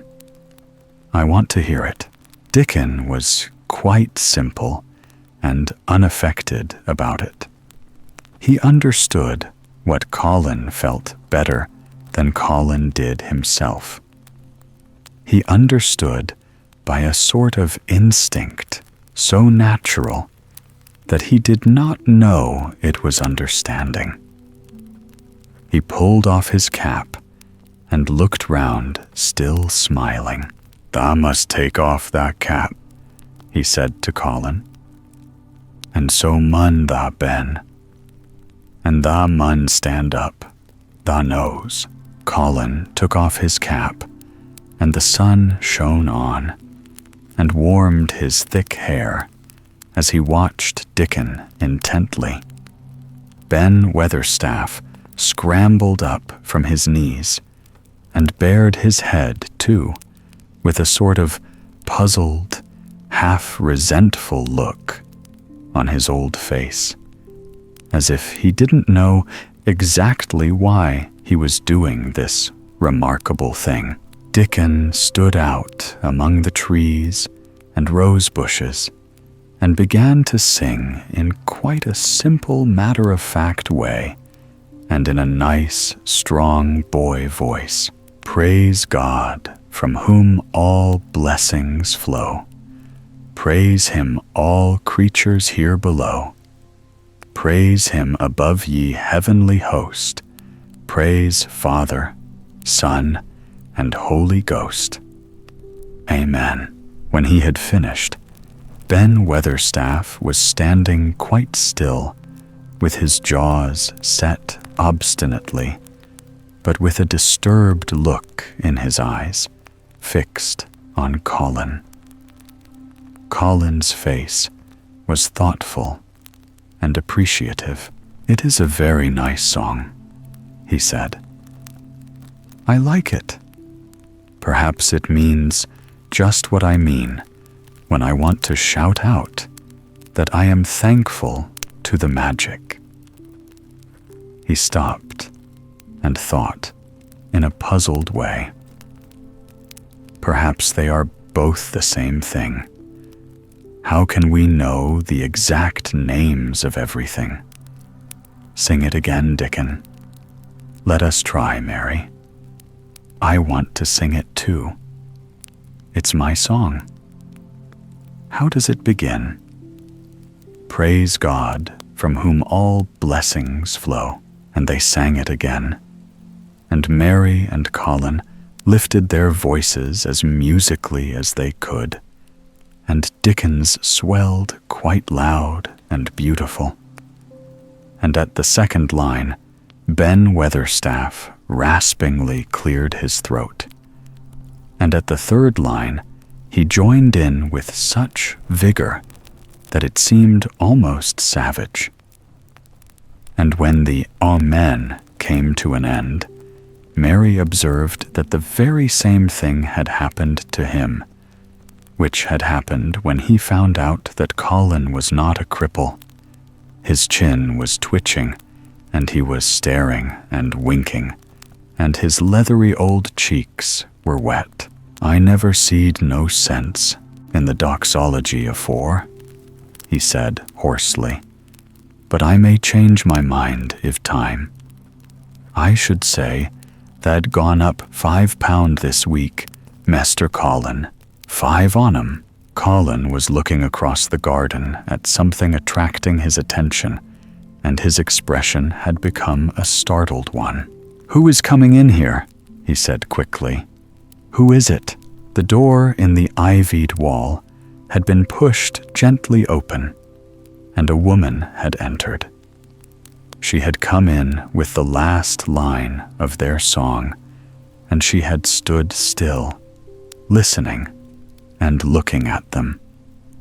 With the ivy behind her, the sunlight drifting through the trees and dappling her long blue cloak, and her nice, fresh face smiling across the greenery, she was rather like a softly colored illustration in one of Colin's books.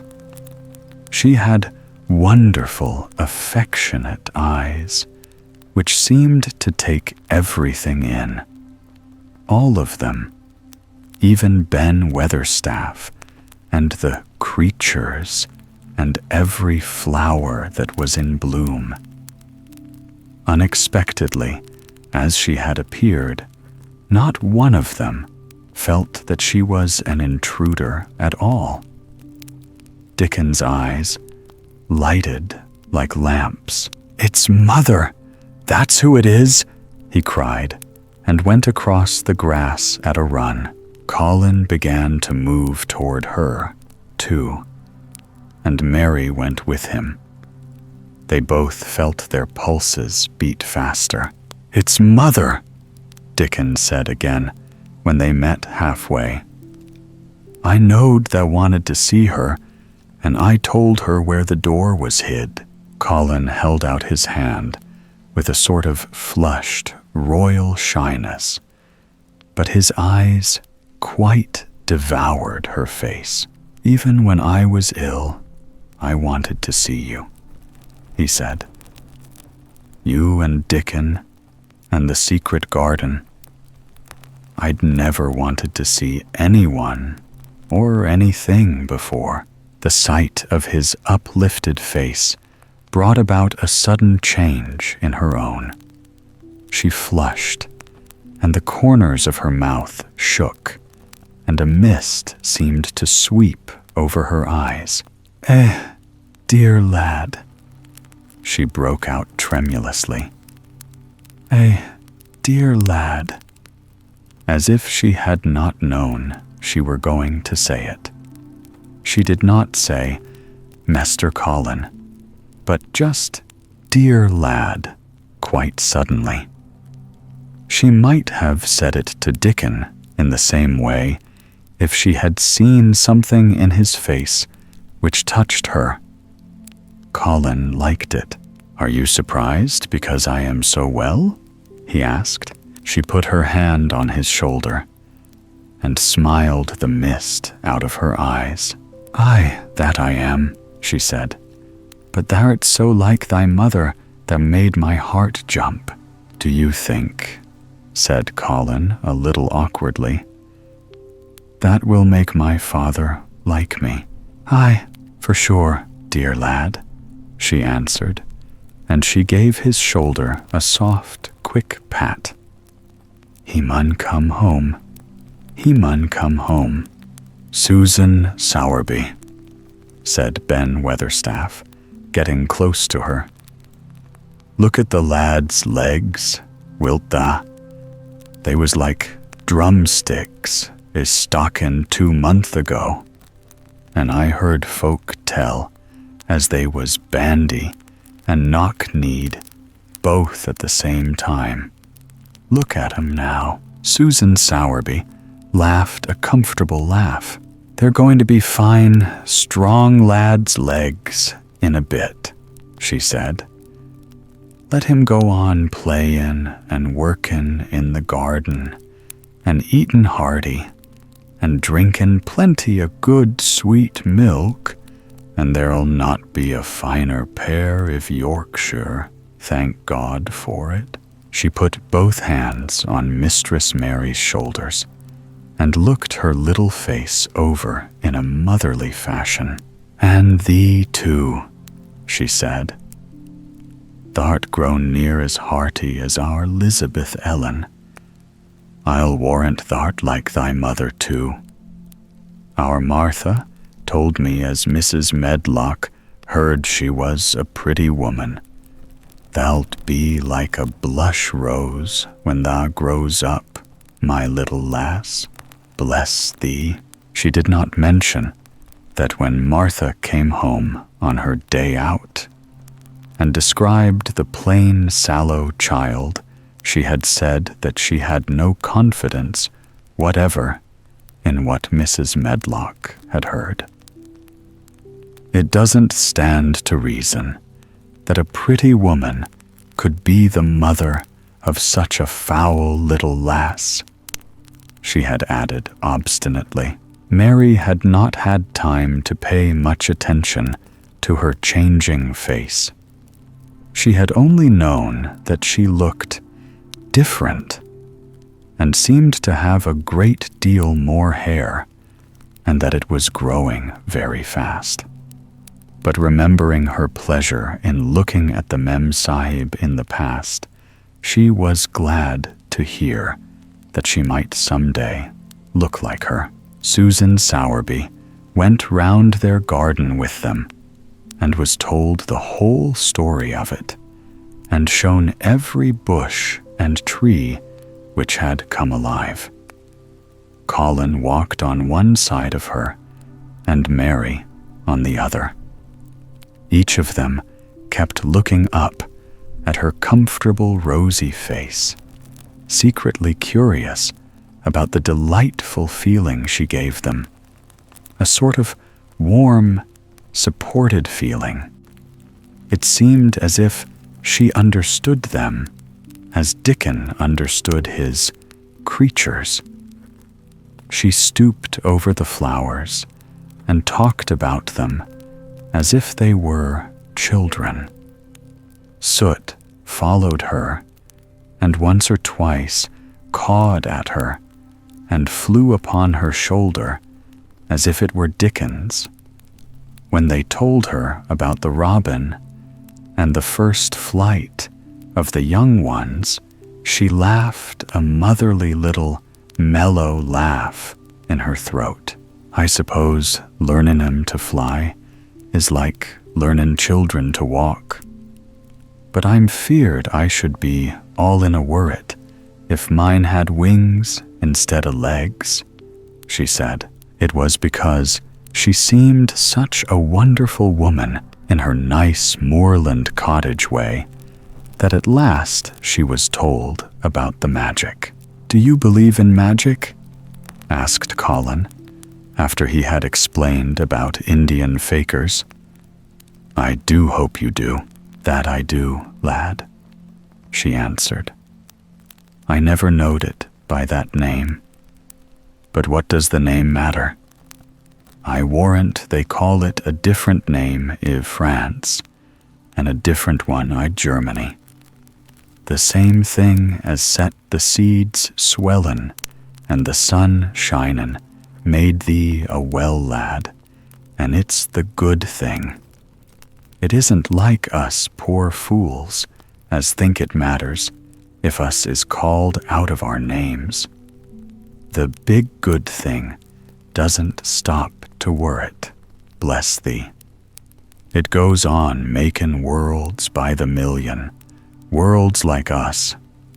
Never thee stop believin' in the big good thing and knowin' the world's full of it, and call it what thou likes.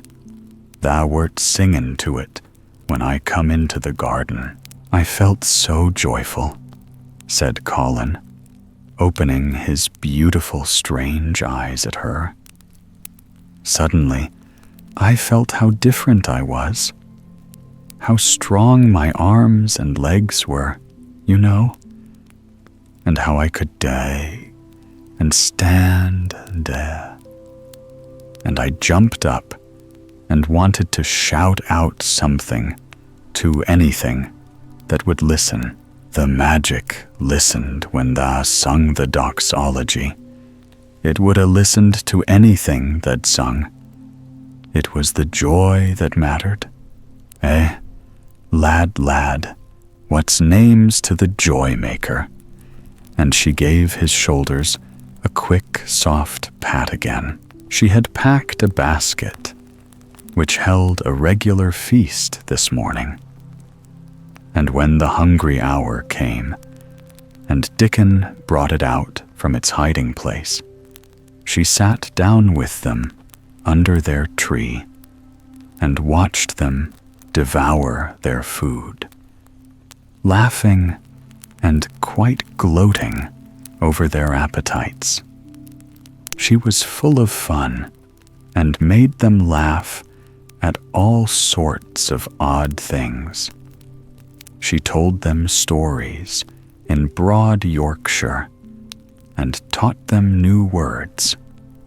She laughed as if she could not help it when they told her of the increasing difficulty there was in pretending that Colin was still a fretful invalid. You see, we can't help laughing nearly all the time when we are together, explained Colin, and it doesn't sound ill at all.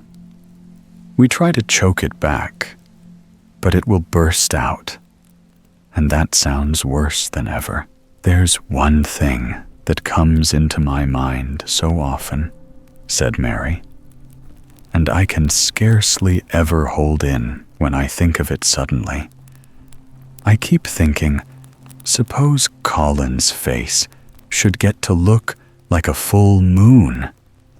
It isn't like one yet, but he gets a tiny bit fatter every day. And suppose some morning it should look like one. What should we do? Bless us all. I can see tha has a good bit of play actin' to do, said Susan Sowerby. But thou won't have to keep it up much longer. Mester Craven'll come home. Do you think he will? Asked Colin. Why? Susan Sowerby chuckled softly. I suppose it had nigh break thy heart if he found out before that told him in thy own way, she said. Thou's laid awake nights plannin' it. I couldn't bear anyone else to tell him, said Colin. I think about different ways every day. I think now I just want to run into his room. That'd be a fine start for him, said Susan Sowerby. I'd like to see his face, lad. I would that. He mun come back, that he mun. One of the things they talked of was the visit they were to make to her cottage. They planned it all. They were to drive over the moor and lunch out of doors among the heather. They would see all the 12 children and Dickens' garden and would not come back until they were tired. Susan Sowerby got up at last to return to the house and Mrs. Medlock. It was time for Colin to be wheeled back also. But before he got into his chair, he stood quite close to Susan and fixed his eyes on her with a kind of bewildered adoration. And he suddenly caught hold of the fold of her blue cloak and held it fast. "You are just what I wanted," he said. "I wish you were my mother, as well as Dickens." All at once, Susan Sowerby bent down and drew him with her warm arms close against the bosom under the blue cloak, as if he had been Dickens' brother. The quick mist swept over her eyes. Dear lad," she said, "thy own mother's in this here very garden, I do believe. She couldna keep out of it. Thy father mun come back to thee, he mun. In each century, since the beginning of the world, wonderful things have been discovered. In the last century, more amazing things were found out than in any century before. In this new century, hundreds of things still more astounding will be brought to light. At first, people refuse to believe that a strange new thing can be done. Then they begin to hope it can be done. Then they see it can be done. Then it is done. And all the world wonders why it was not done centuries ago. One of the new things people began to find out in the last century was that thoughts, just mere thoughts, are as powerful as electric batteries, as good for one as sunlight is, or as bad for one as poison. To let a sad thought or a bad one get into your mind is as dangerous as letting a scarlet fever germ get into your body. If you let it stay there after it has got in, you may never get over it. As long as you live, so long as Mistress Mary's mind was full of disagreeable thoughts about her dislikes and sour opinions of people, and her determination not to be pleased by or interested in anything. She was a yellow-faced, sickly, bored, and wretched child. Circumstances, however, were very kind to her, though she was not at all aware of it. They began to push her about for her own good. When her mind gradually filled itself with robins and moorland cottages crowded with children, with queer crabbed old gardeners and common little Yorkshire housemaids, with springtime and with secret gardens coming alive day by day, and also with a moor boy and his creatures, there was no room left for the disagreeable thoughts which affected her liver and her digestion and made her yellow and tired. So long as Colin shut himself up in his room and thought only of his fears and weakness and his detestation of people who looked at him and reflected hourly on humps and early death, he was a hysterical, half-crazy little hypochondriac who knew nothing of the sunshine and the spring, and also did not know that he could get well and could stand upon his feet if he tried to do it. When new beautiful thoughts began to push out the old hideous ones, life began to come back to him. His blood ran healthily through his veins, and strength poured into him like a flood. His scientific experiment was quite practical and simple, and there was nothing weird about it at all. Much more surprising things can happen to anyone who, when a disagreeable or discouraged thought comes into his mind, just has the sense to remember in time and push it out by putting in an agreeable, determinedly courageous one. Two things cannot be in one place. Where you tend a rose, my lad, a thistle cannot grow. While the secret garden was coming alive, and two children were coming alive with it, there was a man wandering about certain far-away, beautiful places in the Norwegian fjords and the valleys and mountains of Switzerland. And he was a man who for 10 years had kept his mind filled with dark and heartbroken thinking. He had not been courageous. He had never tried to put any other thoughts in the place of the dark ones. He had wandered by blue lakes and thought them. He had lain on mountain sides with sheets of deep blue gentians blooming all about him, and flower breaths filling all the air, and he had thought them. A terrible sorrow had fallen upon him when he had been happy, and he had let his soul fill itself with blackness, and had refused obstinately to allow any rift of light to pierce through. He had forgotten and deserted his home and his duties.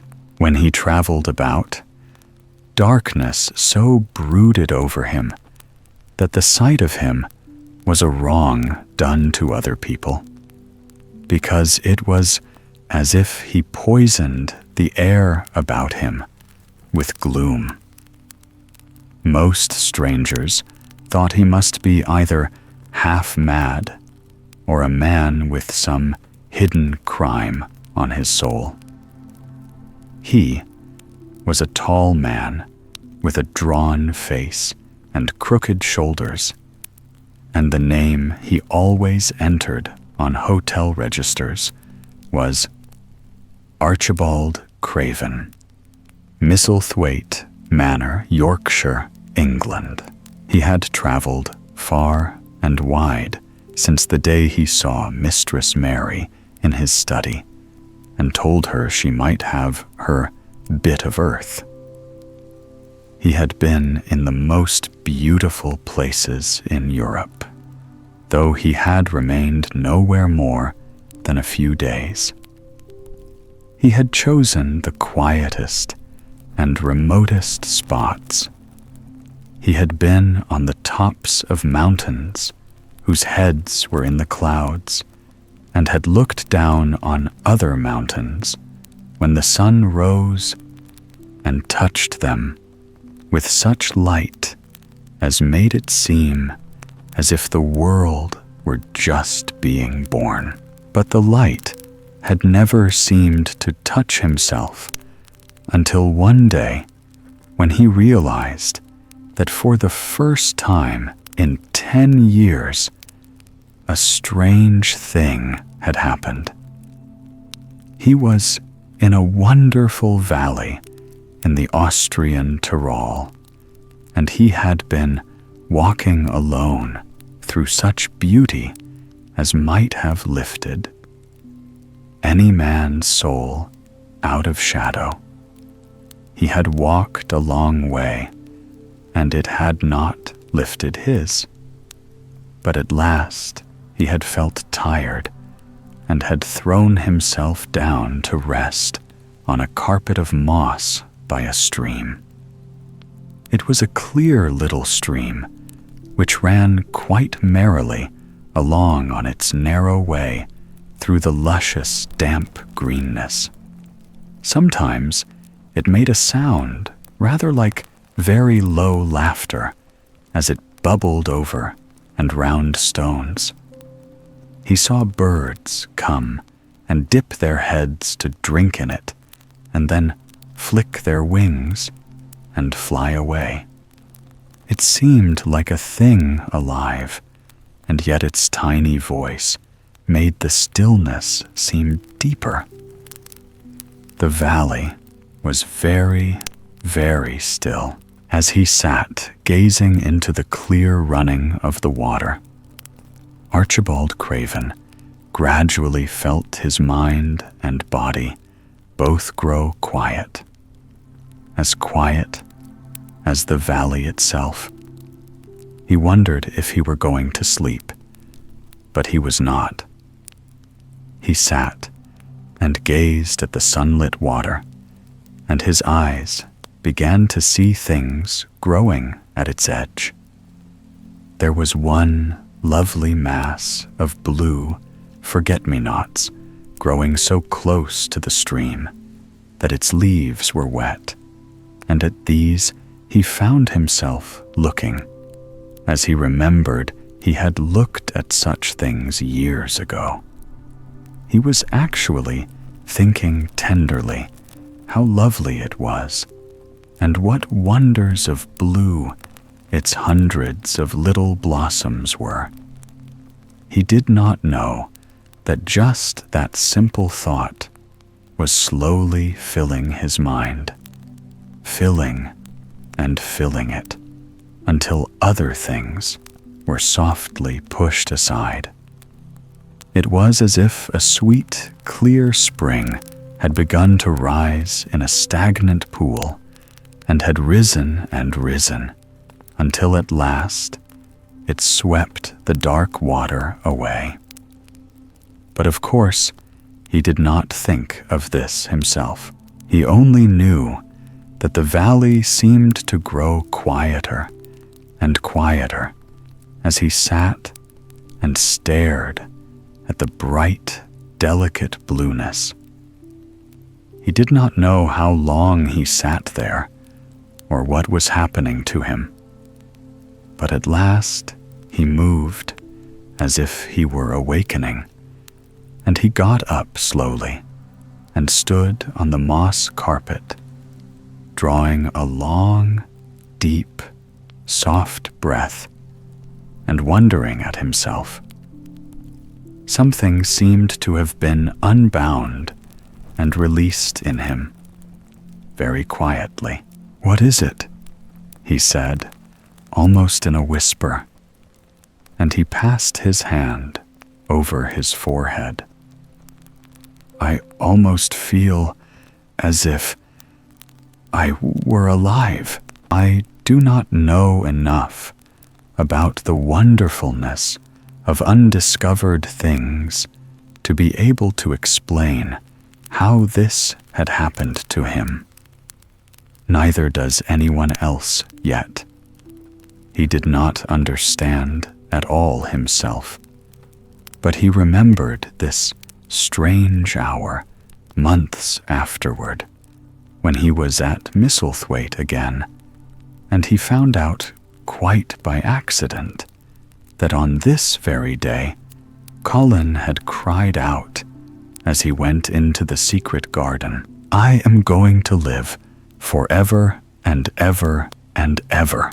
The singular calmness remained with him the rest of the evening, and he slept a new, reposeful sleep. But it was not with him very long. He did not know that it could be kept. By the next night, he had opened the doors wide to his dark thoughts, and they had come trooping and rushing back. He left the valley and went on his wandering way again. But strange as it seemed to him, there were minutes, sometimes half hours, when, without his knowing why, the black burden seemed to lift itself again, and he knew he was a living man and not a dead one. Slowly, for no reason that he knew of, he was coming alive with the garden as the golden summer changed into the deep golden autumn. He went to the Lake of Como. There, he found the loveliness of a dream. He spent his days upon the crystal blueness of the lake, or he walked back into the soft, thick verdure of the hills and tramped until he was tired so that he might sleep. But by this time, he had begun to sleep better, he knew, and his dreams had ceased to be a terror to him. Perhaps, he thought, my body is growing stronger. It was growing stronger, but because of the rare, peaceful hours when his thoughts were changed, his soul was slowly growing stronger, too. He began to think of Misselthwaite and wonder if he should not go home. Now and then, he wondered vaguely about his boy and asked himself what he should feel when he went and stood by the carved, four-posted bed again and looked down at the sharply chiseled, ivory-white face while it slept, and the black lashes rimmed so startlingly the close-shut eyes. He shrank from it. One marvel of a day he had walked so far that when he returned, the moon was high and full, and all the world was purple shadow and silver. The stillness of lake and shore and wood was so wonderful that he did not go into the villa he lived in. He walked down to a little bowered terrace at the water's edge and sat upon a seat and breathed in all the heavenly scents of the night. He felt the strange calmness stealing over him, and it grew deeper and deeper until he fell asleep. He did not know when he fell asleep and when he began to dream. His dream was so real that he did not feel as if he were dreaming. He remembered afterward how intensely wide awake and alert he had thought he was. He thought that as he sat and breathed in the scent of the late roses and listened to the lapping of the water at his feet, he heard a voice calling. It was sweet and clear and happy and far away. It seemed very far, but he heard it as distinctly as if it had been at his very side. "Archie, Archie, Archie," it said, and then again, sweeter and clearer than before, "Archie, Archie!" He thought he sprang to his feet, not even startled. It was such a real voice, and it seemed so natural that he should hear it. "Lilias, Lilias," he answered. "Lilias, where are you?" "In the garden." It came back like a sound from a golden flute. in the garden, and then the dream ended. But he did not awaken. He slept soundly and sweetly all through the lovely night. When he did awake at last, it was brilliant morning, and a servant was standing staring at him. He was an Italian servant, and was accustomed, as all the servants of the villa were, to accepting without question any strange thing his foreign master might do. No one ever knew when he would go out or come in, or where he would choose to sleep, or if he would roam about the garden, or lie in the boat on the lake all night. The man held a salver with some letters on it, and he waited quietly until Mr. Craven took them. When he had gone away, Mr. Craven sat a few moments, holding them in his hand and looking at the lake. His strange calm was still upon him, and something more, a lightness as if the cruel thing which had been done had not happened as he thought, as if something had changed. He was remembering the dream, the real dream. In the garden, he said, wondering at himself. In the garden. But the door is locked, and the key is buried deep. When he glanced at the letters a few minutes later, he saw that the one lying at the top of the rest was an English letter, and came from Yorkshire. It was directed in a plain woman's hand, but it was not a hand he knew. He opened it, scarcely thinking of the writer, but the first words attracted his attention at once. Dear Sir, I am Susan Sowerby, that made bold to speak to you once on the moor. It was about Miss Mary I spoke. I will make bold to speak again. Please, sir, I would come home if I was you. I think you would be glad to come, and, if you will excuse me, sir, I think your lady would ask you to come if she was here. Your obedient servant, Susan Sowerby. Mr. Craven read the letter before he put it back in its envelope. He kept thinking about the dream. I will go back to Misselthwaite, he said. Yes, I'll go at once. And he went through the garden to the villa and ordered Pitcher to prepare for his return to England.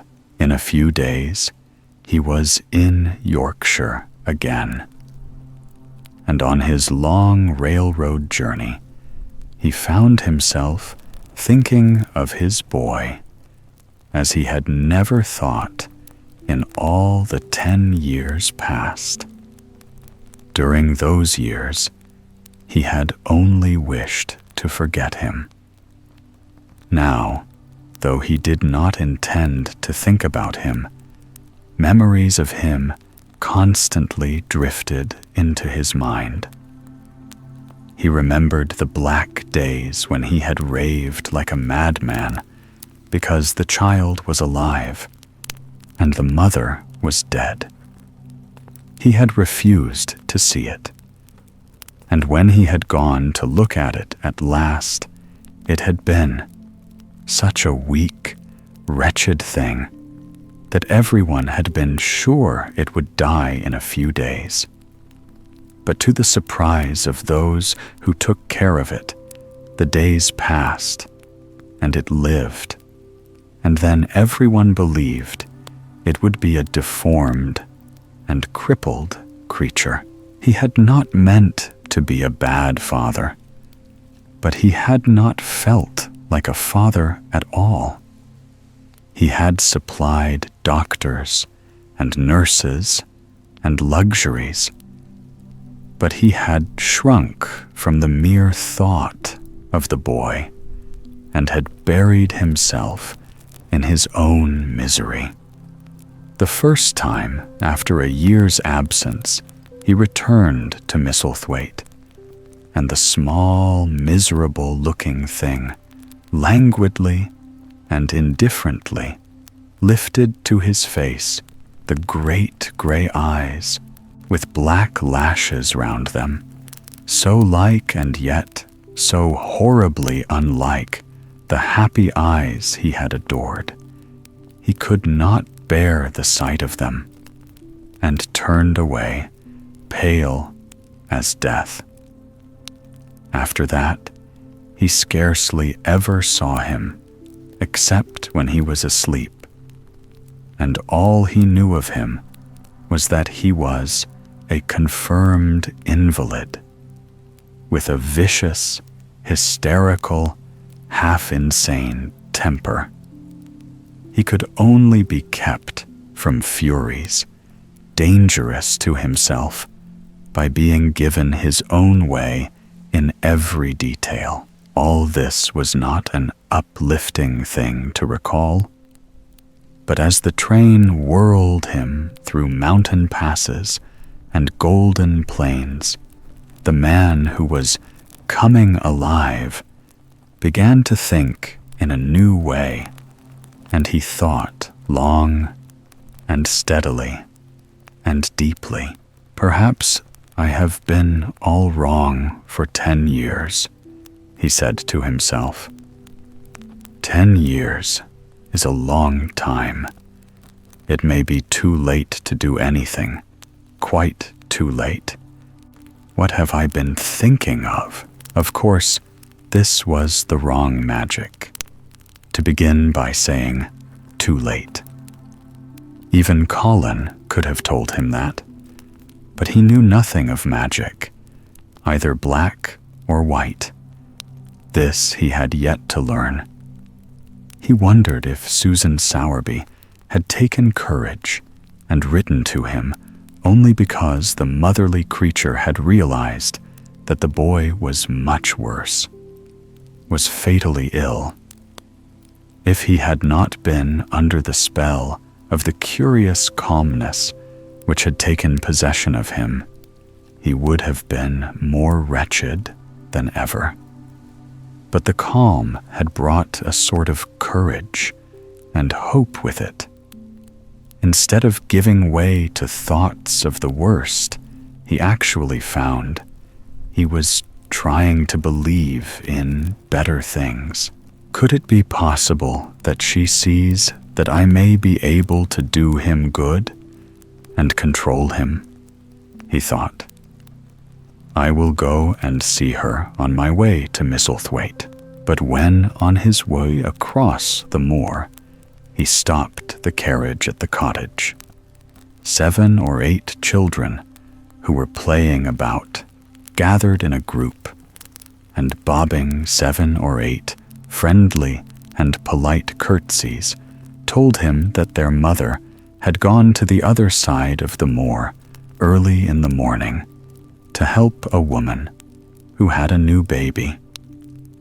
Our Dickon, they volunteered, was over at the manor, working in one of the gardens where he went several days each week. Mr. Craven looked over the collection of sturdy little bodies and round, red-cheeked faces, each one grinning in its own particular way, and he awoke to the fact that they were a healthy, likable lot. He smiled at their friendly grins and took a golden sovereign from his pocket and gave it to our Elizabeth Ellen, who was the oldest. If you divide that into 8 parts, there will be half a crown for each of you, he said. Then, amid grins and chuckles and bobbing of curtsies, he drove away, leaving ecstasy and nudging elbows and little jumps of joy behind. The drive across the wonderfulness of the moor was a soothing thing. Why did it seem to give him a sense of homecoming, which he had been sure he could never feel again? That sense of the beauty of land and sky, and purple bloom of distance, and a warming of the heart at drawing nearer to the great old house which had held those of his blood for 600 years. How he had driven away from it the last time, shuddering to think of its closed rooms, and the boy lying in the four-posted bed with the brocaded hangings. Was it possible that perhaps he might find him changed a little for the better, and that he might overcome his shrinking from him? How real that dream had been! How wonderful and clear the voice which called back to him, "In the garden, in the garden, I will try to find the key," he said. "I will try to open the door. I must, though I don't know why." When he arrived at the manor, the servants who received him with the usual ceremony noticed that he looked better, and that he did not go to the remote rooms where he usually lived, attended by Pitcher. He went into the library and sent for Mrs. Medlock. She came to him somewhat excited and curious and flustered. "How is Master Colin, Medlock?" he inquired. "Well, sir," Mrs. Medlock answered. He's different, in a manner of speaking." "Worse?" he suggested. Mrs. Medlock really was flushed. "Well, you see, sir," she tried to explain, "neither Dr. Craven, nor the nurse, nor me can exactly make him out." "Why is that?"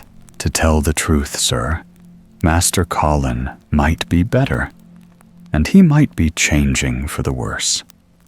His appetite, sir, is past understanding, and his ways. Has he become more peculiar?" her master asked, knitting his brows anxiously. "That's it, sir. He's growing very peculiar when you compare him with what he used to be. He used to eat nothing, and then, suddenly, he began to eat something enormous. And then he stopped again all at once, and the meals were sent back just as they used to be. You never knew, sir, perhaps, that out of doors he never would let himself be taken. The things we've gone through to get him to go out in his chair would leave a body trembling like a leaf. He'd throw himself into such a state that Dr. Craven said he couldn't be responsible for forcing him. Well, sir, just without warning, not long after one of his worst tantrums, he suddenly insisted on being taken out every day by Miss Mary and Susan Sowerby's boy, Dickon, that could push his chair. He took a fancy to both Miss Mary and Dickon brought his tame animals. And if you'll credit it, sir, out of doors he will stay from morning until night. How does he look? Was the next question. If he took his food natural, sir, you'd think he was putting on flesh. But we're afraid it may be a sort of bloat. He laughs sometimes in a queer way when he's alone with Miss Mary. He never used to laugh at all. Dr. Craven is coming to see you at once, if you'll allow him. He never was as puzzled in his life. "Where is Master Colin now?" Mr. Craven asked. "In the garden, sir. He's always in the garden, though not a human creature is allowed to go near for fear they'll look at him." Mr. Craven scarcely heard her last words. "In the garden," he said. And after he had sent Mrs. Medlock away, he stood and repeated it again and again. "In the garden!" He had to make an effort to bring himself back to the place he was standing in, and when he felt he was on earth again, he turned and went out of the room. He took his way, as Mary had done, through the door in the shrubbery and among the laurels and the fountain beds. The fountain was playing now and was encircled by beds of brilliant autumn flowers. He crossed the lawn and turned into the long walk by the ivied walls. He did not walk quickly, but slowly, and his eyes were on the path. He felt as if he were being drawn back to the place he had so long forsaken, and he did not know why. As he drew near to it, his step became still more slow. He knew where the door was, even though the ivy hung thick over it, but he did not know exactly where it lay. That buried key, so he stopped and stood still, looking about him. And almost the moment after he had paused, he started and listened, asking himself if he were walking in a dream. The ivy hung thick over the door. The key was buried under the shrubs. No human being had passed that portal for 10 lonely years. And yet, inside the garden, there were sounds. They were the sounds of running, scuffling feet, seeming to chase round and round under the trees. They were strange sounds of lowered, suppressed voices, exclamations, and smothered, joyous cries.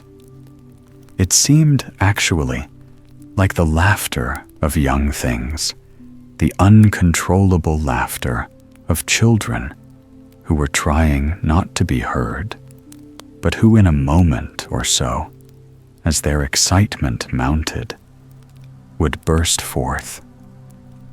What in heaven's name was he dreaming of?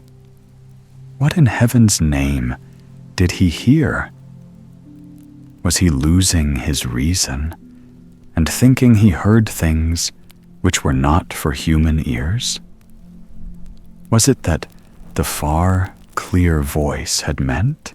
And then the moment came, the uncontrollable moment when the sounds forgot to hush themselves. The feet ran faster and faster. They were nearing the garden door. There was wet, strong young breathing and a wild outbreak of laughing shouts which could not be contained. And the door in the wall was flung wide open, the sheet of ivy swinging back, and a boy burst through it at full speed, and, without seeing the outsider, dashed almost into his arms. Mr. Craven had extended them just in time to save him from falling as a result of his unseeing dash against him. And when he held him away to look at him in amazement at his being there, he truly gasped for breath. He was a tall boy and a handsome one. He was glowing with life, and his running had sent splendid color leaping to his face. He threw the thick hair back from his forehead and lifted a pair of strange gray eyes full of boyish laughter and rimmed with black lashes like a fringe. It was the eyes which made Mr. Craven gasp for breath. "Who? What? Who?" he stammered. This was not what Colin had expected. This was not what he had planned. He had never thought of such a meeting. And yet, to come dashing out, winning a race, perhaps it was even better. He drew himself up to his very tallest. Mary, who had been running with him and had dashed through the door too, believed that he managed to make himself look taller than he had ever looked before. Inches taller. "Father," he said, "I'm Colin. You can't believe it. I scarcely can myself. I'm Colin, Like Mrs. Medlock, he did not understand what his father meant when he said hurriedly, "In the garden, in the garden." "Yes," hurried on Colin. "It was the garden that did it. And Mary and Dickon and the creatures and the magic. No one knows. We kept it to tell you when you came. I'm well. I can beat Mary in a race. I'm going to be an athlete." He said it all, so like a healthy boy. His face flushed, his words tumbling over each other in his eagerness, that Mr. Craven's soul shook with unbelieving joy. Colin put out his hand and laid it on his father's arm. "Aren't you glad, Father?" he ended. "Aren't you glad? I'm going to live forever and ever and ever." Mr. Craven put his hands on both the boy's shoulders and held him still. He knew he dared not even try to speak for a moment. "Take me into the garden, my boy," he said at last, "and tell me all about it." And so they led him in. The place was a wilderness of autumn gold and purple and violet blue and flaming scarlet, and on every side were sheaves of late lilies standing together. Lilies which were white and ruby. He remembered well, when the first of them had been planted, that just at this season of the year, their late glories should reveal themselves. Late roses climbed and hung and clustered, and the sunshine, deepening the hue of the yellowing trees, made one feel that one stood in an embowered temple of gold. The newcomer stood silent, just as the children had done when they came into its grayness. He looked round and round. "I thought it would be dead," he said. "Mary thought so at first," said Colin. "But it came alive." Then they sat down under their tree, all but Colin, who wanted to stand while he told the story. It was the strangest thing he had ever heard, Archibald Craven thought, as it was poured forth in headlong boy fashion. Mystery and magic, and wild creatures, the weird midnight meeting, the coming of the spring, the passion of insulted pride which had dragged the young Rajah to his feet to defy old Ben Weatherstaff to his face. The odd companionship, the play acting, the great secret so carefully kept. The listener laughed until tears came into his eyes, and sometimes tears came into his eyes when he was not laughing. The athlete, the lecturer, the scientific discoverer was a laughable, lovable, healthy young human thing. "Now," he said at the end of the story, "it need not be a secret anymore. I dare say it will frighten them nearly into fits when they see me. But I am never going to get into the chair again. I shall walk back with you, Father, to the house." Ben Weatherstaff's duties rarely took him away from the gardens, but on this occasion he made an excuse to carry some vegetables to the kitchen, and being invited into the servants' hall by Mrs. Medlock to drink a glass of beer, he was on the spot, as he had hoped to be, when the most dramatic event Misselthwaite Manor had seen during the present generation actually took place. One of the windows looking upon the courtyard gave also a glimpse of the lawn. Mrs. Medlock, knowing Ben had come from the gardens, hoped that he might have caught sight of his master, and even by chance of his meeting with Master Colin. "Did you see either of them, Weatherstaff?" she asked. Ben took his beer mug from his mouth and wiped his lips with the back of his hand. "Aye, that I did," he answered with a shrewdly significant air. "Both of them?" suggested Mrs. Medlock. "Both of 'em," returned Ben Weatherstaff. "Thank ye kindly, ma'am. I could sup up another mug of it." "Together?" said Mrs. Medlock, hastily overfilling his beer mug in her excitement. "Together, ma'am." And Ben gulped down half of his new mug at one gulp. Where was Master Colin? How did he look? What did they say to each other? "I didna hear that," said Ben. "Along o' only bein' on the step ladder, lookin' over the wall. But I'll tell thee this. There's been things goin' on outside as you house people knows nowt about. And what thou'll find out soon."